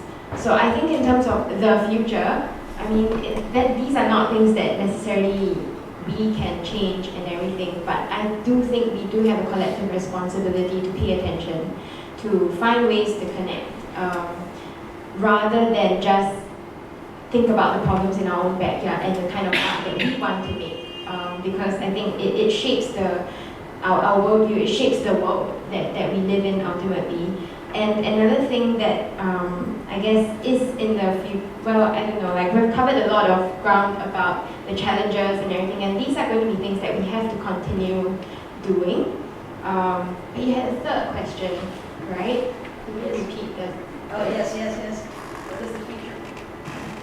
What does the future hold for producing organizations and networks? What shifts and direction do you foresee in your organization? And how do you envision to work with artists in a more sustainable way? I think the work it's not about shifting towards artists more sustainably and effectively, it's just to start working more sustainably and effectively. And I get a lot of flack from people because I always say, oh, we must work more sustainably and effectively. But then if you ask me how many projects I have on at any one point in time, it's a shamefully large number and it's not a sustainable one at all. But it is what I need to continue doing in order to even really survive, you know. But so I think over time, it's just to try to tweak the models and the environments, the way we talk about work, the way we think about work. I mean, one of the problems that Judith put on her slide was do less but better. And Yeling and I from Center 42 have this running joke about this dream festival we want to do where all of us just get together and do nothing, very meaningfully. But I think that there is kind of a point to that as well. And actually in Singapore, because it's so condensed, it's so tight, and every event turns into a networking event because half of the scene is there. We often don't really have a space to decompress and not talk about work. When we meet up, it's like, so what are you doing now? Oh, how's the rehearsal going? And we just never get a break. So I think finding ways to give ourselves a break is actually the most important thing we have to start working towards. In terms of what the future holds for Producers SG, like I mentioned earlier this afternoon, we have been experimenting and considering different possible models. Of course, whether we end up registering something more formally, or whether we maintain this organic, very, very fluid mode of working, and we are incredibly fluid. Like, majority of our conversations take place over WhatsApp for context. And I think in terms of having maybe someday a producing arm or something that ends up becoming like a producing platform or organization, we are at the moment thinking about what this shape could take. You know, we are taking reference from Producer Group Dot's model that's collective based with associate artists. We are also, of course, very inspired by arts admin. But I mean, one ecosystem or model that's not really represented here today is Australia, where there is the auspicing model, but it's going to be very tricky because of legal infrastructure in Singapore. So I think all of these things are constant conversations and reflections that we as co-organizing members constantly have at the back of our minds. But of course, it's also subject to us not giving up, continuing to believe in our work and in the arts. Another running joke amongst myself and my friends is every new project I take on, I pretty much say, oh, I really regret it, I should give up. Like, I'm ready to quit producing now. And then, yeah, I'm still here. One of the things, the way of not giving up for myself, you know, if I'm, it's like I really like, you know, the watching the show, the theater, the performing arts pieces. But when I'm really tired to seeing the work, I'm going to see the film. And if I'm tired to seeing the film, I'm reading a novel. So I move to, you know, the genre and art to other the field. So in this way, I'm also working like that. I'm not working only in performing art. It's mainly performing art, but I also work with the visual artists, and also I'm working for some literature, you know, the project. So, and also I'm work quite broadly. So I always encourage the artists in performing art field to come out to expand their the region, and then to meet new people. It's not only the staying in the same the field. So that's why we have the plan to have a party. Yeah, party, inviting all the our associated artists and all the some other artists, who participated in our project. So to just make them, together, and then not telling them do something. Yeah, just they make a platform, and then they are artists, so they can make something. Then they need the producers. Yes, so so I think in this way we expanded their imagination, and then which also how to say, can continue us to work together. I think it's human nature. We also had an Unplugged in Kuala Lumpur recently, and our partner, who is a producing organization, said that they've done 53 shows in a 52-year week. A week, what? 52-week year.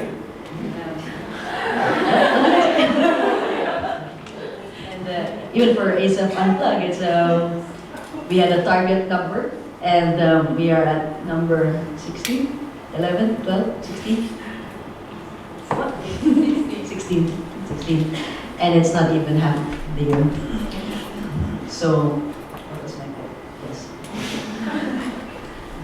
It's almost 7 due to this year. I will do a super quick summary, and then we will open the floor for questions. Or maybe we did the summary. Maybe the summary. Yeah. I'm sure you can remember what we said, right? Yeah, very good audience. Good listener. Just, later. She's gonna appear here, right? If it works.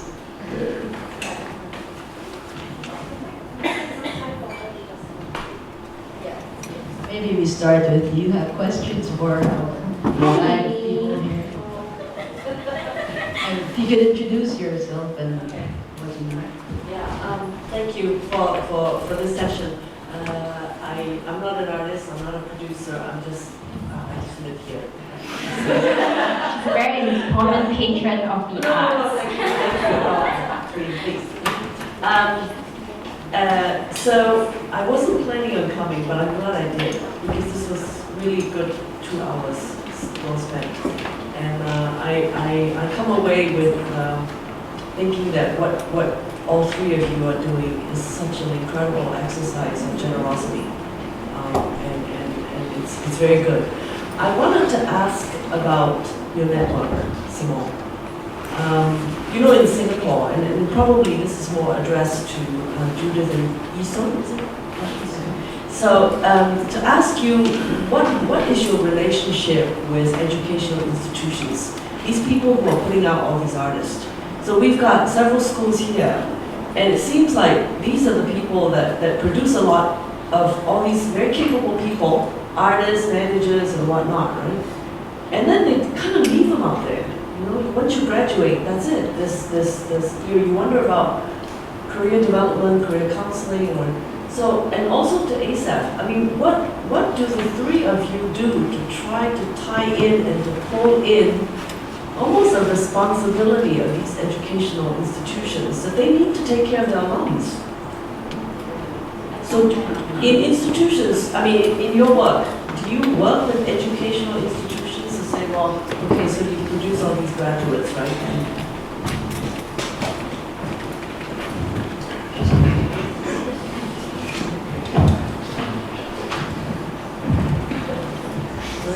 Keep talking.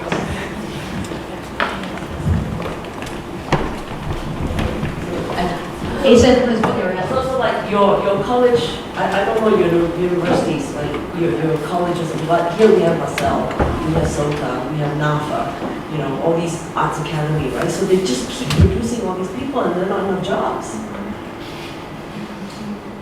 About regarding art education, because in Korea we have many arts department, for art manager. It's of course artists and but they are art managers, but I always, wondering what they study, what they learn in school. So actually, there was quite a big gap, between the art education, the system, and the real field. So that's why, the many, including artists, the producers also, the students who studied in art management and the producing things, when they graduate, they have to learn from from the beginning. So that's why we have another education institute between academy and the real field. So like for example, like a Korea Art Management Service, which is a government organization. They programmed a lot, the like an education program for the producers and the art managers. Yeah, but such a program is also just the teaching manual. But the working with artists is not followed by manual. It's more the need experience and having. Sorry, I'm sorry to interrupt. My question is not about sorry to interrupt. My question is not about the quality of the education. It's like, what is your relationship as a group of producers to work with institutions that produce art makers? I mean, what can they help you by creating more opportunities for funding or any assistance that you need? So you spend a lot of time speaking about collaboration and partnerships, right? And I understand that. And your international ones are great, and all your artist relationship, trust, all that's great. But I'm asking about the people, this other part of the network, that is the education side, that is the beginning of producing all these people. What is do you see an opportunity there? Or it sounds like you don't work with them and you don't ask them for coming into your collective. I don't know if Judith does something different in the UK. That's what I mean. I mean, is that an opportunity? Because they actually are responsible for the predicament that we're all in today. Actually, can I just reply? Because I would disagree with you there. I went to arts management school and honestly it didn't do anything for me. I spent most of my time skipping school and learning from actual projects I was doing outside of school. We are in an economy where education has been incredibly inflated, right? Where at one point you would be able to get a job even without a degree, but now master's is sometimes a minimum for an internship. And I think that's a broader economic system we're talking about in terms of academic inflation. I don't think educational institutions have the sole responsibility of making sure that there are jobs in the industry for people who leave.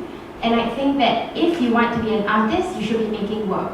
If you want to be a producer or an arts manager, you should be producing projects and you should be making work for yourself. And you should be producing and modeling the kind of industry you want to work in. And no one kind of owes you that. Of course, funding is important. Infrastructure is a responsibility of funders and governments and so on and so forth. But ultimately, if Producer Social does like monthly events, but students never ever turn up, to what extent is it LaSalle's responsibility or Producers SG's responsibility to try to get these students to turn up, stopping short of like making their teacher make it compulsory for them to be there, which actually has happened before, right? Even when we have world famous, veteran, highly experienced and very respected art makers and producers coming into Singapore to share their knowledge. So I think ultimately, at the end of the day, I don't think that school has to be seen as that end point in the continuum between learning and a job. If you want to work, make work happen for yourself. And what the system and the networks and the industry owes you is support, is respect, is to not gatekeep, is to find ways to share resources, but we shouldn't be there creating jobs for people. I can hardly survive myself. But that doesn't mean that I don't think that someone else who's an arts management graduate shouldn't have a job. I don't see them as a competitor. But if they don't find ways to create their own space for themselves, it's not on me to do it for them. So that's mine. Let's hear from Judith. finding it very hard to hear the questions. I can hear the speakers and the answers, but I can't hear the questions. Oh. Yeah, the short version of the question is what is arts at UK? Does it have a relationship with educational institutions, that produce the artists that you work for? And because the art schools and universities are churning out a lot of artists, and there are not enough opportunities for them to take advantage of, let alone producing companies or producers to work with. And like Arts at UK are very selective with the artists you work with, because you have 5 producers and so on. So anyway, that's the question. Do you have a relationship with educational institutions that produce artists, and how is it? Yes, we do. We do have a relationship with quite a few different universities and art schools. Can you hear me? Yes, very clearly. Well,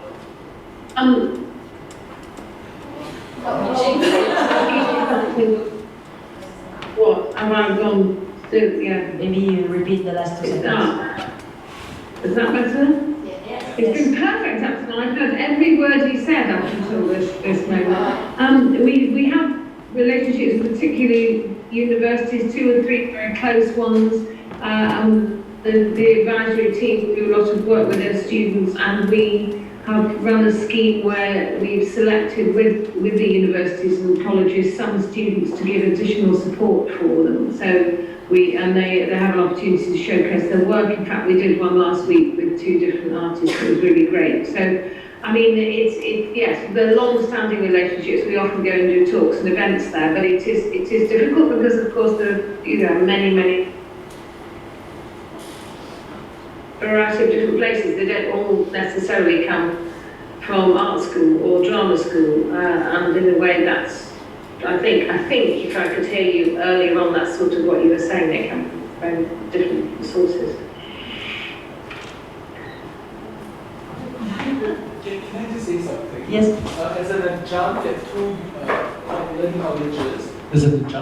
learning colleges, there has been a move for the students to have real life experience.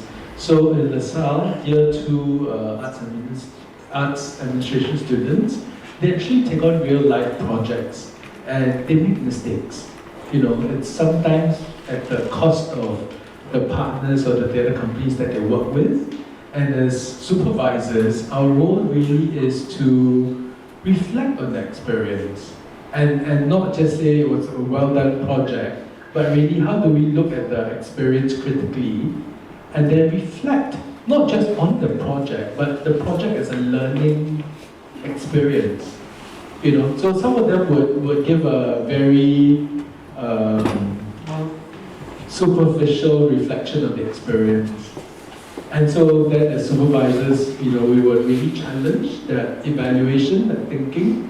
So that's at LaSalle. The other one is at Polytechnic. There's an arts business management course. And the year 2 students are actually attached out to companies for 4 to 6 months, depending on the projects. And again, I think it's more and more the idea that learning doesn't take place in the classroom. Learning has to be related to real life. They need to research with the current scene and really look at what the real life issues and how do we, what is the world struggling with, and then it's for them to decide when 3rd year, do they want to continue this journey or they give up and do something else?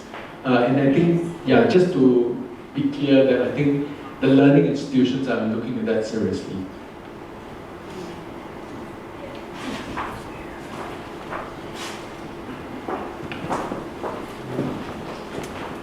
Thanks, everyone. That was quite a lot of sharing. And I'm Alphonse. I'm currently an arts journalist as well as a freelance writer.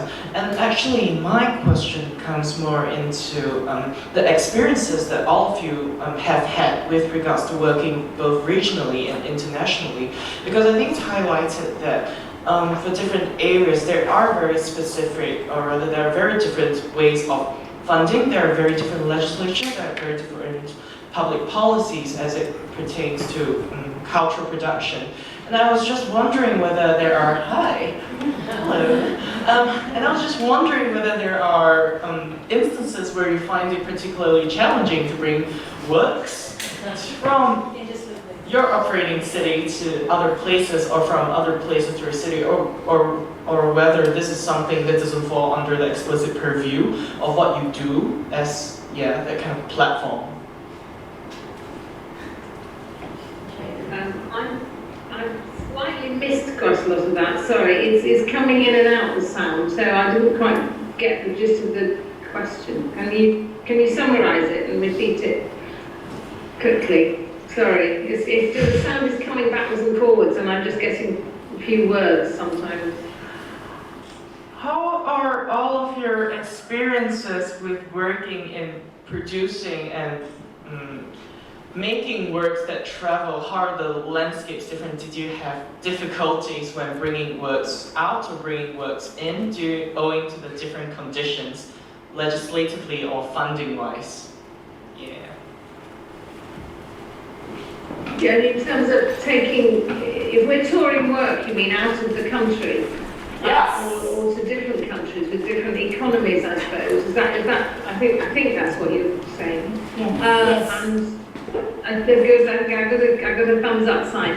And of course we're always flexible. We know that if we're going to a country that can afford to pay the artists properly, then that's very great, and we'll make the most of that. And if we're going to a country that can't, but it's important to go, and then we'll also make the artist aware of that, and we'll be flexible. We never ever have fees that just go across the board to wherever the project is going to. So we'll always negotiate with the place, because we feel that the relationship is really important between the venue or the festival, wherever they go. And so we'll vary our fees accordingly, because of course it can be very complicated, and artists and performers can be paid an awful lot in one country and very little in another. And if you're collaborating with them as well, that's also something always to bear in mind and be sensitive about. We can't send a UK company that are getting a decent wage, if you like, and ask them to perform in a country where people are being paid very little together on the same project. Interestingly enough, we recently did a project in Gaza and together, of course, Lee, and we did it over the internet, a performing piece, which was extraordinary actually. And though they rehearsed and performed together for weeks and weeks and weeks, of course they never met, only across the screen like this. But we tried our best to make the salaries as even as we could, because it just wouldn't be fair to have the UK. Well, they're not paid very much anyway in the UK, but they're certainly paid more than they are in Gaza, so we tried to make that work so that there was some equality in it, and we do that with the fees as well. We try and vary them. So if we're going to a country that's got a really good arts funding budget, we'll ask for more. We'll ask the standard in their country. That's how it works, and whatever the different standards are, which they vary hugely, of course, as we know. I think that answered the question. I hope so. Yes.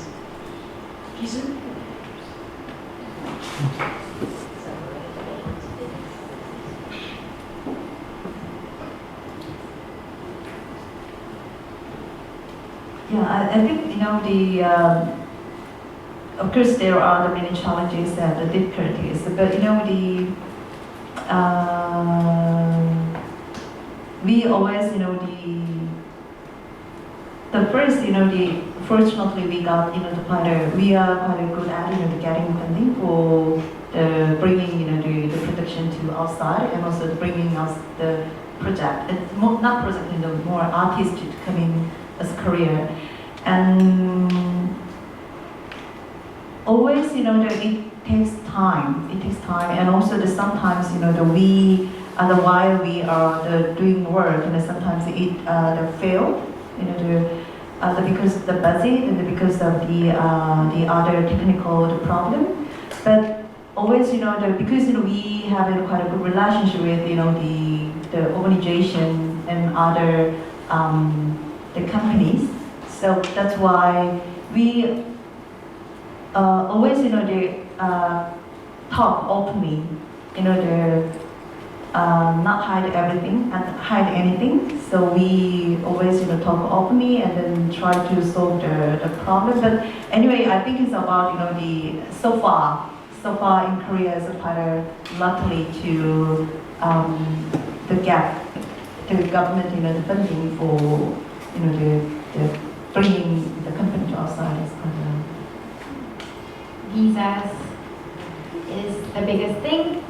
If you were to tour a European work within Europe, obviously within the freedom of movement for as long as it lasts and before you get rid of Brexit.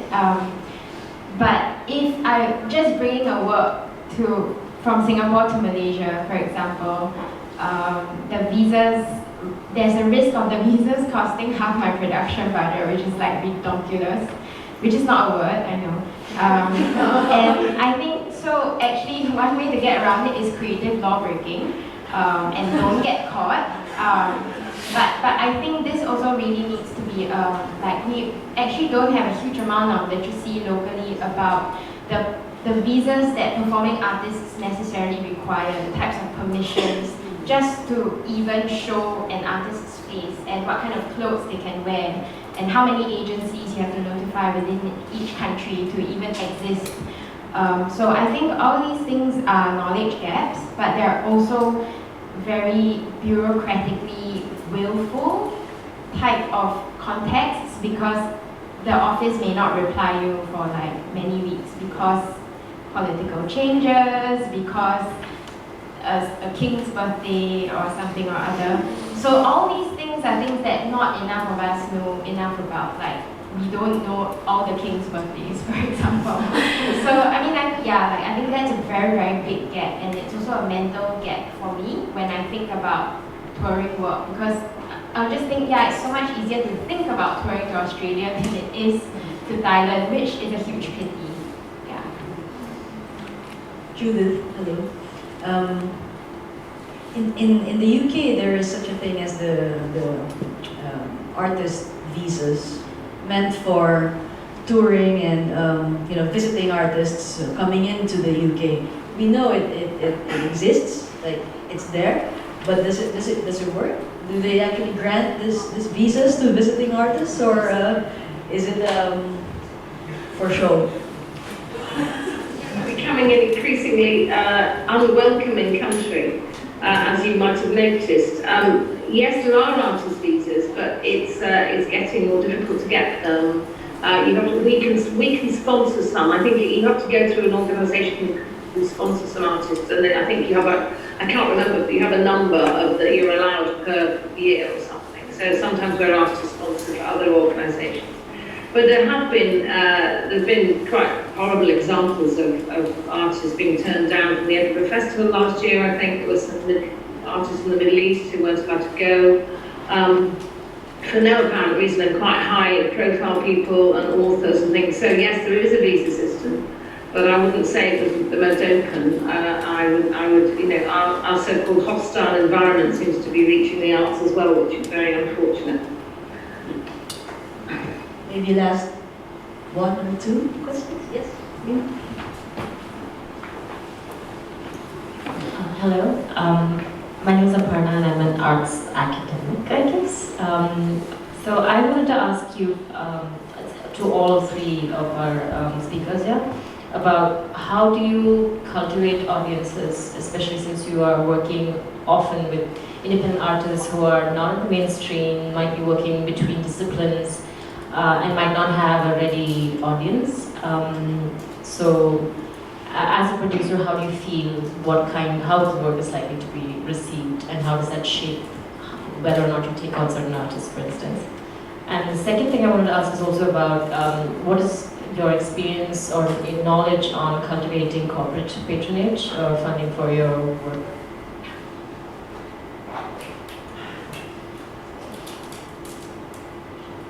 If you're coming to me first, I couldn't hear the question. Something about audiences, I think. How do you cultivate, can you hear me? How do you cultivate audiences, especially when you mostly work with independent artists and who are outside the mainstream? But yes, that's the short version of it, cultivating audiences. Sorry, this is not so good. How is the question about how do you get audiences? How do you? Laura. Yes, yeah. How do you develop audiences for emerging independent artist work?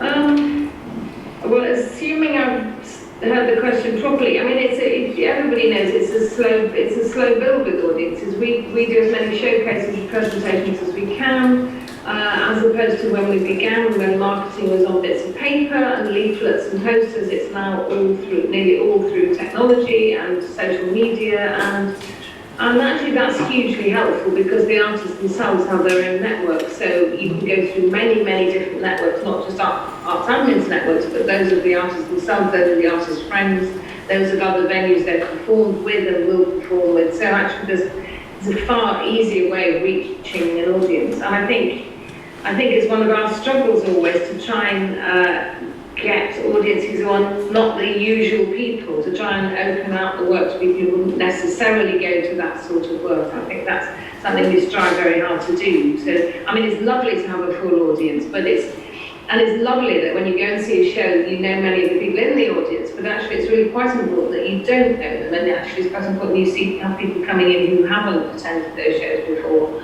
And so that's something we're always trying to get to diversify and widen the audiences rather than just the usual sort of cultural avant-garde arts audience in London particularly. So that, and then much of the work we do is actually site-specific work now or outdoor work, and of course that for me is the most exciting often because you're getting people who just come across the project rather than make a decision to go to a theatre or a gallery, and in other words the work's come to them rather than them going to the work. And I think that is wonderful when you get the reactions from people who've seen work that's unexpected and they weren't particularly thinking of attending, and actually their reactions are so very positive. So if that answers your question, because I couldn't hear it very well, but if not, tell me. It does answer my question. Can you hear me now? Okay, I also have a second part of the question, so I'll just let you answer it before I move on to the other speakers. But the second part was about your knowledge and experience with corporate funding. I know that in Singapore and in the UK we work with a lot of public funding, and that's the main source. But in terms of not being entirely reliant on state parameters for the arts, what is your experience and knowledge on that? I think, are you asking about other funding rather than state funding, like corporate funding? Yes. Yeah. Okay, so it's quite difficult for us.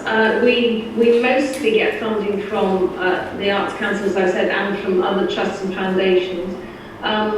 We also target individuals. We have schemes where individuals can join. We have a scheme now for alumni of artists we've worked with in the past, or anybody else who'd like to pay, to give some donations on a regular basis. Corporate funding is difficult for the sort of work we do. I mean, if I'm running a huge company, I'm likely to want to fund the Opera House because for two reasons. One is the audience is probably full of people who can afford to buy my projects, or I'm getting my work across, my message across to the wealthier and the powerful instead of the audiences we have. And secondly, often you know what the Opera House is going to be putting on for the next year or something. And what we can't tell a sponsor necessarily is what the project will turn out to be. We often take a wonderful new idea, but we don't know in the end whether it's going to be massively successful or not. Everything we do is a risk. And so that's fine for us because that's what we do. But maybe if I'm running I'm a big corporation, I might not want to have my name associated with something I can't absolutely guarantee is going to be extraordinary and all the audiences are going to love it. So there's that risky thing. So in a way we do get sometimes, we get quite a lot of sponsorship in kind, but we don't get huge amounts of money from corporations. We've also made a firm stand not to take money from oil companies. Not that they would sponsor us. I mean, the BP and Shell aren't going to sponsor us admin, but we want to make it visible that because we think arts companies now should be turning away that money and really taking this climate challenge as a huge thing. So we have a big thing on our publicity that says fossil funds free. It's strange because nobody's ever offered us that money, but I think it's important to make the message clear to other arts organisations too, that there's certain money we shouldn't take. And of course, one can always say all money is tainted, but some is more tainted than others. Thank you. Jason? Okay, about the audiences, because we are also working for the very immersing and experimental artists. So it's like a site-specific work and also the technology-based work, and which are for the small number of audiences. So the first, we have two directions. So first, we always thinking about how we can explain this work to the audiences. So because this kind of work is very not familiar to audience. So it's really important how explain how make an audience engage in the work. And then second, we always thinking about who are our audiences. So our audience is not from the major scene, the genre performing arts. So we are thinking maybe the audiences who are going to see documentary film and who are might read poetry. So that's why I collaborate, with the documentary film festival to share audiences. So I try to find, our audiences not just in performing art field, but the other field connect to, So that is one of the way. So and also we use some SNS and the kind of the SNS. So to collect, the all audiences who attend our work. So we always, take care of them, to share. So it's kind of we told them. So you are very special because this work is only for the 100 people. So you have very special, unique taste. So we will always give some information about art, which is unique, for your taste. So such a strategy we use. So we want to make some audience network in the future. Yeah. And then second, we used to have a lot. It was easy, like 10 years ago. So it was easy to get a sponsorship from the corporation, but now only the big musical, big entertainment, the industry, the corporation, love to put the money. Yeah. So nowadays in Korea, the many artists do the crowdfunding. Yeah, crowdfunding for getting money, but it really works. Yeah, of course it depends on the project. Like the last year we had the new feminism festival in Korea, and then she was my colleague, my friend, and then she failed to get funding from the public. So that's why she started to crowdfunding, and it really worked, to get a lot of money from the not just performing art field, but also all other female the people, because last year there was a big the Me Too movement. So I think the crowdfunding is one alternative way to raise money this time. Thank you. I think for the local scene, I don't need to over-contextualize, but I think it's very important for us to be audiences as well. So because being in an audience gives you a sense of audience reception. Post-show dialogues are critical. And I think the big audience question in Singapore isn't really about audience numbers, but rather ticket buying audiences and critical audiences. And I think there's a longer way to go, and we're actually fighting our funders for audience numbers because the funders and institutions are putting out oodles and like dozens of free programs every day that don't necessarily contribute critically to the growth of arts work in Singapore, or arts audiences for that matter, but they report the numbers, and meanwhile ticket sales suffer, and also the amount of critical discourse possible in those kind of contexts are not made, not increased. So I think that's a very difficult task that we have to do, but we just keep pushing it by creating spaces for these critical discourses to happen. Like for example, one of the works that I produced, actually the work is about 45 minutes to an hour long only, but the post-show dialogue is always more than an hour. And actually, you could say it's a very small scale work, the audience numbers are tiny, but the extent of audience engagement and depth of audience exchange with the artists is tremendous in this context, yeah. And on that note, we're done. But before we go, I would like to invite you to participate in a fundraising campaign by our partner, Center 42, to they are to help them continue the wonderful work they're doing and supporting independent art. They have Judith.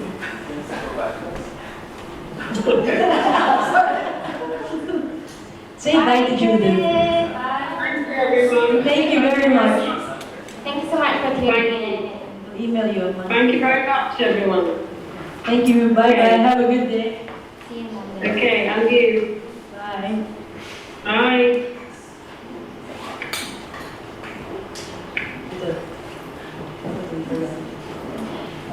Fundraising campaign of Center 42 is called Grow the Cloud. There is a donation box downstairs by the entrance, and you can also donate online and so on to support them in doing the wonderful work they do. Thank you very much. There are food and drinks downstairs, and on behalf of ASEF and Center 42 and producers SG. Thanks. Bye. Thanks Fatima, thanks Channel 42, thanks ASEF, thank you Jason for flying all the way from Korea.